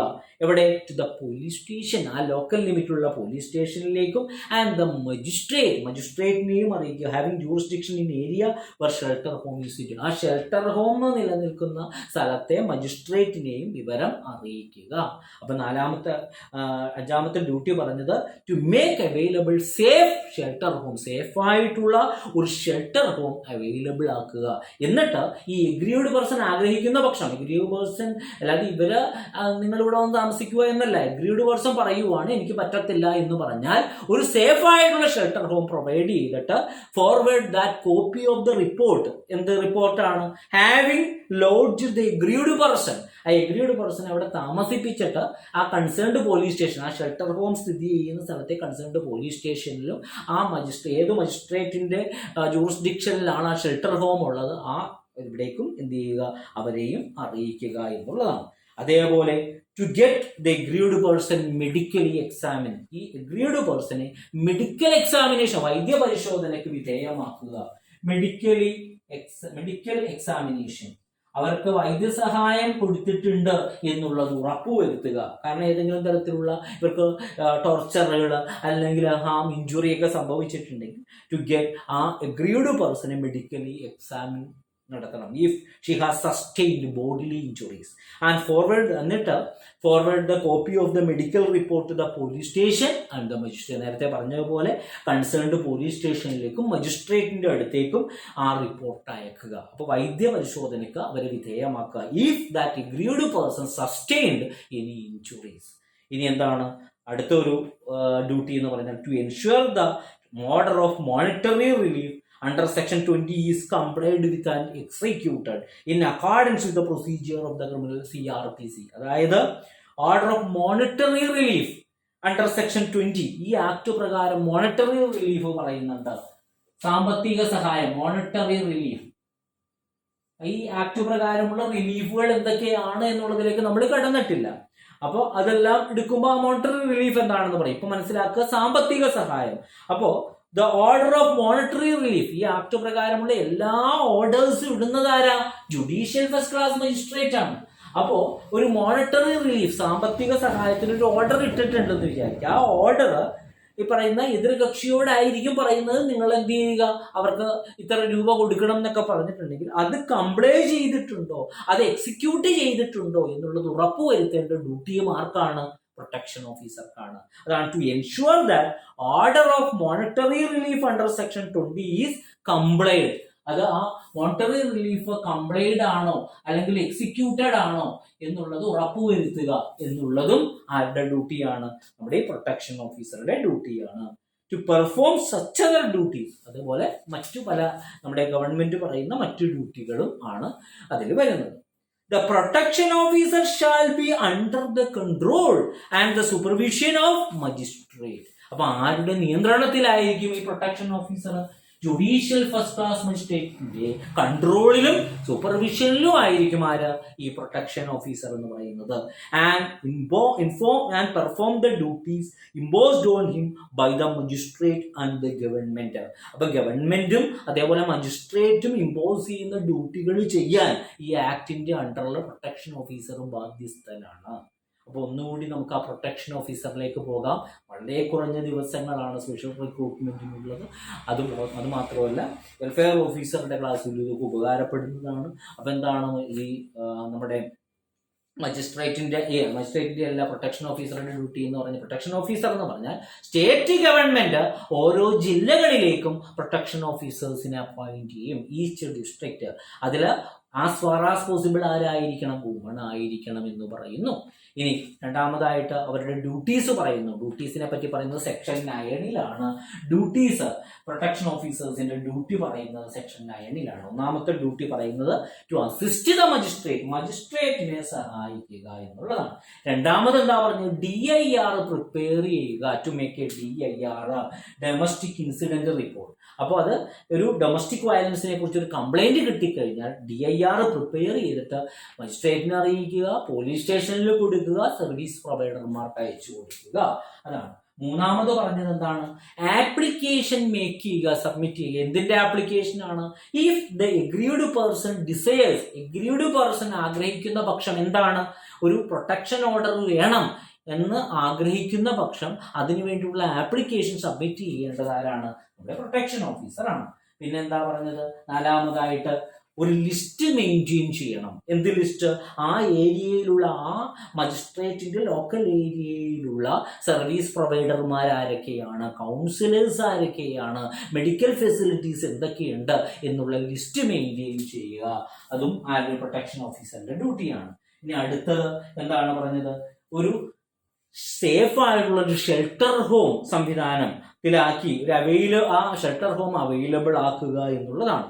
എഗ്രീഡ് പേഴ്സൺ ആവശ്യപ്പെടുന്ന പക്ഷം, എനിക്ക് അവിടെ നിൽക്കാൻ കഴിയില്ല എന്ന് പറഞ്ഞ് ആവശ്യപ്പെടുന്ന പക്ഷം ഒരു സേഫ് ആയിട്ടുള്ള ഒരു ഷെൽട്ടർ ഹോമിൽ അവരെ ആക്കിയതിനു ശേഷം അവരവിടെ ലോഡ്ജ് ചെയ്തിട്ടുണ്ട് എന്നുള്ള വിവരം കൺസേൺഡ് പോലീസ് സ്റ്റേഷൻ, ആ ലോക്കൽ ലിമിറ്റ് ഷെൽട്ടർ ഹോം ഇരിക്കുന്ന സ്ഥലത്തെ പോലീസ് സ്റ്റേഷനിലും ആ ഷെൽട്ടർ ഹോം സ്ഥിതി ചെയ്യുന്ന സ്ഥലത്തെ മജിസ്ട്രേറ്റിനെയും അറിയിക്കുക എന്നുള്ളതാണ്. പിന്നെ എന്താണ്? നമ്മളുടെ എഗ്രീഡ് വുമണിനെ മെഡിക്കൽ എക്സാമിനേഷന് വിധേയമാക്കുക. ഏതെങ്കിലും തരത്തിലുള്ള ബോഡിലി ഇഞ്ചുറീസ് വന്നിട്ടുണ്ടെങ്കിൽ അത് മനസ്സിലാകും. എന്നിട്ട് ആ മെഡിക്കൽ റിപ്പോർട്ട് ആർക്ക് അയച്ചു കൊടുക്കണം? കൺസേൺഡ് മജിസ്ട്രേറ്റിന് ആ റിപ്പോർട്ട്, അതേപോലെ തന്നെ പോലീസ് സ്റ്റേഷനിലേക്കും ആ റിപ്പോർട്ട് അയച്ചു കൊടുക്കുക. അതേപോലെ തന്നെ നമ്മുടെ ഈ മജിസ്ട്രേറ്റ് പാസ്സാക്കുന്ന ഓർഡറുകൾ, പ്രത്യേകിച്ച് മോണിറ്ററി റിലീഫ്, സാമ്പത്തിക സഹായങ്ങൾ, അത് സെക്ഷൻ 20 പറയുന്നത്. മോണിറ്ററി റിലീഫ്, ആ മോണിറ്ററി റിലീഫ് എല്ലാം കംപ്ലൈ ചെയ്യുന്നുണ്ട്, അതെല്ലാം പാലിക്കപ്പെടുന്നുണ്ട് എന്നുള്ളത് ഉറപ്പുവരുത്തുക. പിന്നെ എന്താ പറയുന്നത്? പിന്നെ പറഞ്ഞത് മറ്റു പല ഡ്യൂട്ടികളും, ഗവൺമെന്റ് ഏൽപ്പിക്കുന്ന മറ്റു ഡ്യൂട്ടികൾ. പിന്നെ ഈ പ്രൊട്ടക്ഷൻ ഓഫീസർ ആരുടെ അണ്ടറിൽ വരും എന്നാ പറയുന്നത്? അതായത് protection officer is under the control and supervision of ആരുടെ? നമ്മുടെ ജുഡീഷ്യൽ ഫസ്റ്റ് ക്ലാസ് മജിസ്ട്രേറ്റ്. അതേപോലെ സമയാസമയങ്ങളിൽ ഗവൺമെന്റും അതേപോലെ മജിസ്ട്രേറ്റും ഇമ്പോസ് ചെയ്യുന്ന ഏതൊരു ഡ്യൂട്ടീസ് ചെയ്യുവാനും ആര് ബാധ്യസ്ഥരാണ്? നമ്മുടെ ഈ പ്രൊട്ടക്ഷൻ ഓഫീസർ ബാധ്യസ്ഥരാണ് എന്നുള്ളതാണ് അതിൽ പറയുന്നത്. ഇനി എത്ര തരത്തിലുള്ള ഓർഡറുകൾ ഉണ്ട്, ഏതൊക്കെയാണ് ആ ഓർഡറുകൾ എന്നൊക്കെ ഉള്ളത് നമുക്ക് അടുത്ത ക്ലാസ്സിൽ എന്തായാലും നോക്കാം എന്നുള്ളതാണ്. അപ്പോൾ എന്തായാലും കുറഞ്ഞ ദിവസങ്ങളാണ് സ്പെഷ്യൽ റിക്രൂട്ട്മെൻറ്റുകാർക്ക് ഉള്ളത്. വെൽഫെയർ ഓഫീസർ പഠിക്കുന്നവർക്ക് ക്ലാസ് ഇനിയും സമയമുണ്ട്, ഡേറ്റ് ഒന്നും വന്നിട്ടില്ല. അപ്പോൾ അതുകൊണ്ട് തന്നെ എന്തായാലും നമുക്ക് വേണ്ടത് ഒരു ലക്ഷ്യമാണ്. ആ ലക്ഷ്യത്തിന് വേണ്ടിയിട്ട് ആത്മാർത്ഥമായിട്ട് വർക്ക് ചെയ്യാനായിട്ട് നിങ്ങൾക്ക് ഓരോരുത്തർക്കും കഴിയണം എന്ന് ഞാൻ ഓർമ്മപ്പെടുത്തുവാണ്. ഇതെല്ലാം പലവട്ടം പല രീതികളിൽ പറഞ്ഞ കാര്യങ്ങൾ തന്നെയാണ്. ഏറ്റവും സിമ്പിളായിട്ടുള്ളൊരു കാര്യം നിങ്ങൾക്ക് മനസ്സിലാക്കാനും തിരിച്ചറിയാനും കഴിയുന്നില്ല എന്ന് പറയുമ്പോൾ തന്നെ, അതും വലിയ കുട്ടികളാണ്, LKG യിലും UKG യിലും 1ാം ക്ലാസ്സിലും പഠിക്കുന്നവരൊന്നുമല്ല. പലരും അമ്മമാർ ആണ്, അതല്ലെങ്കിൽ വിവാഹപ്രായം എത്തി നിൽക്കുവാണ്, അങ്ങനെയൊക്കെ ഉള്ളവരാണ്. അതായത് സെറിബെല്ലവും മെഡുലോ ഒംബ്ലാങ്കേറ്റൊക്കെ വളർന്ന് പന്തലിച്ച് നിൽക്കുന്ന ഓരോരുത്തരുമാണ്. ഒരു അധ്യാപകൻ എത്ര പ്രാവശ്യം എന്ന് വെച്ചിട്ട് ഓരോ കാര്യങ്ങൾ പറയുക, മനസ്സിലായോ? അത് ഇത്രയും ഒരു ഇതുപോലുള്ള കാര്യങ്ങൾ നമ്മളൊരു ക്വസ്റ്റ്യൻ ചോദിക്കുമ്പോൾ ഒരു റെസ്പോൺസ്, നിങ്ങളുടെ ഒരു മൂളൽ അല്ലെങ്കിൽ നിങ്ങളുടെ ഒരു സൗണ്ട്, അത് വലിയൊരു ഇമ്പാക്റ്റാണ് എതിർഭാഗത്ത് നിൽക്കുന്ന ഒരു ആൾക്ക് ഉണ്ടാകുന്നത് എന്നുള്ളത് നിങ്ങൾ ചിന്തിക്കണം. നിങ്ങളിപ്പോൾ എക്സാമ്പിൾ, നിങ്ങളൊരു ഏതെങ്കിലും ഒരു വീട്ടിലേക്ക് കടന്നു ചെന്നു, അവിടെ കോളിംഗ് ബെല്ല് അടിച്ചു. ആ ബെല്ലടിക്കുന്ന സമയത്ത് അവിടെ നിന്ന് ആരെങ്കിലും വരാതെ നിൽക്കുമ്പോൾ നിങ്ങൾ എത്രമാത്രം, ഇപ്പോൾ 1 അടിച്ചു 2 അടിച്ചു, അപ്പോൾ ഒരു അക്ഷമ നിങ്ങൾക്ക് ഉണ്ടാവും. അതേസമയം അത് തുറന്നു വന്നിട്ട് എന്തെങ്കിലും അവർ സംസാരിക്കുമ്പോൾ ഒരു ആശ്വാസം അവിടെ ഉണ്ടാവും. ഈ സീൻ തന്നെയാണ് നമ്മളൊരു ക്ലാസ് എടുക്കുമ്പോൾ, അതിലും വലിയൊരു സീനാണ്. നമ്മൾ ഇത്രയും വലിയൊരു കാര്യം എടുത്ത് മനസ്സിലാക്കി കൊടുക്കുമ്പോൾ അവർക്ക്, ഞാൻ പറഞ്ഞില്ല, ഓഫ്ലൈൻ ക്ലാസ്സിലാണെങ്കിൽ നിങ്ങളുടെ പ്രതികരണം ഒന്നും ആവശ്യമില്ല, കാരണം നമ്മൾ ഡയറക്റ്റായിട്ട് കാണുവാണ്. ഇതെന്ന് വെച്ചാൽ മനസ്സിനുള്ളിൽ ഇവരെല്ലാം പഠിക്കുവാണ്, ഇവരെല്ലാം കേൾക്കുവാണ് എന്നുള്ള വലിയൊരു പ്രതീക്ഷയോടുകൂടി ക്ലാസ് എടുത്തു പോരുന്ന ഒരു അധ്യാപകനാണ് ഞാൻ. അപ്പോൾ അതിൽ നിങ്ങൾക്കിത് മനസ്സിലാകുന്നില്ലേ? എന്താണ് ഒരു ഞരക്കോ ഒരു മൂളലോ ഒന്നും നിങ്ങളിൽ നിന്ന് കേൾക്കുന്നില്ല. പലവട്ടം ഞാനിപ്പോൾ എത്ര പ്രാവശ്യം ഞാൻ വളരെ ഇത് കാര്യമായിട്ട് തന്നെ പറയുന്നു പറഞ്ഞിട്ട് ഒരു അനുസരണയില്ലാത്ത ഒരു രീതി. നമ്മൾ ആദ്യം പഠിക്കേണ്ട ഒരു സംഗതി അതാണ്, മനസ്സിലായത്? നമ്മൾ കുറേ സൈക്കോളജിയും സോഷ്യോളജിയും സോഷ്യൽ വർക്കും ഡൊമസ്റ്റിക് വയലൻസും ഒന്നുമല്ല പഠിക്കേണ്ടത്. മിനിമം നമ്മൾ പഠിക്കേണ്ടത് നമ്മളുടെ ഒരു മാനേഴ്സ്, ഒരു മര്യാദ എന്നുള്ളതാണ്. അതല്ലാതെ നമുക്ക് വേറെ ഒരു രീതിയിലും നമുക്ക് ഈ പറയുന്ന നമ്മൾ ലോകം മുഴുവൻ കീഴടക്കിയാലും സ്വന്തം ആത്മാവിനെ നഷ്ടപ്പെടുത്തി കഴിഞ്ഞാൽ ഒന്നും നമുക്ക് നേടാൻ കഴിയില്ല എന്ന് ബൈബിള് പറയുന്ന വചനം എടുത്ത് പരിശോധിച്ച് നോക്കുക. കാരണം അതാണ് നമ്മൾക്ക് ഒരല്പം ഒരു മര്യാദ. ഒരാൾ മറുഭാഗത്ത് നിന്ന് പല പ്രാവശ്യം ചോദിക്കുമ്പോൾ, ഞാൻ പറയട്ടെ, പലർക്കും പല കാര്യങ്ങളും പറയാനുണ്ടാവും. ചിലപ്പോൾ എനിക്ക് തോന്നുന്നു ഇതെല്ലാം ഓൺ ചെയ്ത് വെച്ചിട്ട് എങ്ങോട്ടെങ്കിലുമൊക്കെ ഇഷ്ട കാര്യങ്ങൾക്ക് പോയിട്ടുണ്ടാവും. ഞാനിവിടെ എനിക്കങ്ങനെയുള്ള ഒരു നിങ്ങളിവിടെ ഉണ്ട് എന്ന് അറിയിക്കേണ്ട അല്ലെങ്കിൽ അറിയേണ്ട ഒരു കാര്യമൊന്നുമില്ല. ഞാൻ പറഞ്ഞില്ല, ഒരാളാണുള്ളത് അല്ലെങ്കിൽ ആരുമില്ല, ക്ലാസ് അങ്ങ് എടുക്കും, മനസ്സിലായോ? കാരണം എന്താ വെച്ചാൽ പലരും റെക്കോർഡഡ് ക്ലാസ് കാണുന്നവരാണ് ഭൂരിഭാഗവും പേരും, മനസ്സിലായി. ഇപ്പോൾ വെൽഫെയർ ഓഫീസറുടെ ആയാലും ചിലരൊക്കെ എന്നോട് മെസ്സേജ് അയച്ച് ഞങ്ങൾ ഇത് കാണുക, സ്പെഷ്യൽ റിക്രൂട്ട്മെൻറ്റ് ഞങ്ങൾ റെക്കോർഡഡ് ആണ് കാണുന്നത്, ആ സമയത്ത് ഞങ്ങൾക്ക് നെറ്റ്വർക്ക് ഇഷ്യൂ ഉണ്ട്. ഓക്കെ, ഞാൻ പറഞ്ഞില്ല. പക്ഷെ ഉള്ളവർ വന്ന് ഇരിക്കുമ്പോൾ ഈ ഇത്തരം രീതിയിലുള്ള കോമാളിത്തരം കാണിക്കാൻ വേണ്ടിയിട്ട് ദയവ് ചെയ്തിരിക്കരുത്. ഒന്നുമില്ലെങ്കിൽ വരാതിരിക്കുക. അതല്ലെങ്കിൽ ഇങ്ങനെ എന്തെങ്കിലും നമ്മൾ ചോദിക്കുന്ന സമയത്ത് ഒരു പ്രതികരണം അതൊന്ന് അൺമ്യൂട്ടാക്കി വെച്ചിട്ട്, ഇപ്പോൾ വേറെ പല വിശേഷങ്ങൾ, ഇപ്പോൾ ഗ്രീഷ്മ എന്ന് പറയുന്ന കുട്ടി ഇവിടെ വേറെ പല വിശേഷങ്ങൾ പറയുന്നത് നമ്മളെല്ലാവരും കേട്ടതാണ്. സാറൊരു കാര്യം ചോദിച്ചപ്പോൾ അവരുടെ മൈക്ക് ഓണാകത്തില്ല.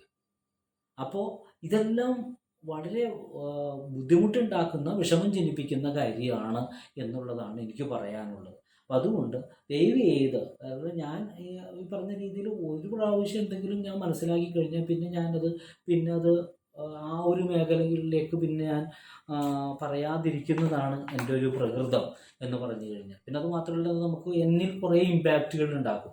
ഇമ്പാക്റ്റുകൾ വെച്ചാൽ നമ്മൾ ഇത്രയും ഇത് ചെയ്തിട്ട് ഈ കുട്ടികൾ ഇങ്ങനെ ഒരു അനുസരണയില്ലായ്മ കാണിക്കുമ്പോൾ, ഞാൻ പറഞ്ഞില്ല, ഞാൻ മൊത്തത്തിൽ ഞാൻ പഠിപ്പിക്കുമ്പോൾ പഠനം മാത്രമല്ല, നമ്മൾ ഈ പുസ്തകത്താളിലിരിക്കുന്ന കാര്യങ്ങൾ മാത്രമല്ല, ഒത്തിരി കാര്യങ്ങൾ നിങ്ങൾക്ക് ഓരോരുത്തർക്കും പറഞ്ഞു തരാനും, അതായത് നമ്മൾ ഇരുളിൽ നിന്ന് വെളിച്ചത്തിലേക്ക് കൊണ്ടുവരുന്നവരാണ് അധ്യാപകൻ. അപ്പോൾ നിങ്ങൾക്ക് പല തെറ്റുകൾ പറ്റും, ആ തെറ്റുകൾ തിരുത്തുക എന്നുള്ളത്. അല്ലാതെ ഇത്രയും പ്രായമുള്ളവരെയൊക്കെ ഉപദേശിച്ച് നേരെയാക്കേണ്ട കാര്യമൊന്നുമില്ല.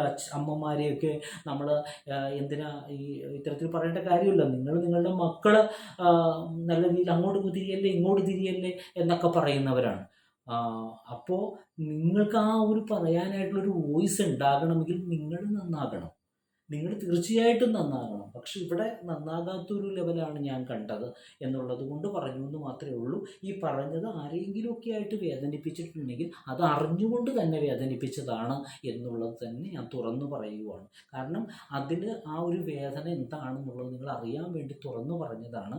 കാരണം അത് തിരുത്താൻ വേണ്ടിയിട്ട്, ഒരിക്കലും അത് ആവർത്തിക്കാതിരിക്കാൻ വേണ്ടിയിട്ട് പറഞ്ഞതാണ് എന്നുള്ളത് ഞാൻ ഓർമ്മപ്പെടുത്തുവാണ്. അപ്പോൾ എന്നും നിങ്ങൾക്ക് ഒരു നല്ല ശീലം വളർത്തിയെടുക്കാനായിട്ട് സർവശക്തനായ ഞാൻ ആരാധിക്കുന്ന, നിങ്ങൾ ആരാധിക്കുന്ന തമ്പുരാൻ നിങ്ങളെ സഹായിക്കട്ടെ. അതേപോലെ തന്നെ നിങ്ങളുടെ തെറ്റുകൾ തെറ്റാണെന്ന് മനസ്സിലാക്കിക്കൊണ്ട് അത് തിരുത്താനായിട്ടുള്ളൊരു മാനസികാവസ്ഥ സർവശക്തനായ ഞാൻ ആരാധിക്കുന്ന, നിങ്ങൾ ആരാധിക്കുന്ന തമ്പുരാൻ നിങ്ങൾക്ക് എല്ലാവർക്കും നൽകി നിങ്ങളെല്ലാവരെയും അനുഗ്രഹിക്കട്ടെ എന്ന് ആത്മാർത്ഥമായിട്ട് പ്രാർത്ഥിക്കുവാണ്. അതുപോലെ തന്നെ പലവിധ ദുഃഖങ്ങൾ കൊണ്ടും പ്രയാസങ്ങൾ കൊണ്ടും ദുരിതങ്ങൾ കൊണ്ടും ഒക്കെ അപകടങ്ങൾ ആപത്തുകളൊക്കെ കൊണ്ട് വിഷമം അനുഭവിക്കുന്നവരെല്ലാം നമ്മളുടെ ഇടയിലുണ്ട്, നമ്മുടെ ചുറ്റുപാടുമുണ്ട്, നമ്മുടെ കുടുംബങ്ങളിലുണ്ട്. എല്ലാവരുടെയും എല്ലാവിധ പ്രയാസങ്ങളും പ്രശ്നങ്ങളും എല്ലാം അവർക്ക് പരിഹരിച്ചുകൊണ്ട് മുന്നോട്ട് പോകാനും അവർക്ക് എല്ലാവിധ രോഗശമനങ്ങളും കിട്ടി ശാന്തിയും സമാധാനവും ഉണ്ടാകട്ടെ എന്ന് ആത്മാർത്ഥമായിട്ട് പ്രാർത്ഥിച്ചുകൊണ്ട് ഇന്നത്തെ ക്ലാസ് ഇവിടെ അവസാനിപ്പിക്കുവാണ്. എല്ലാവർക്കും എല്ലാവിധ ആശംസകളും അനുഗ്രഹങ്ങളും.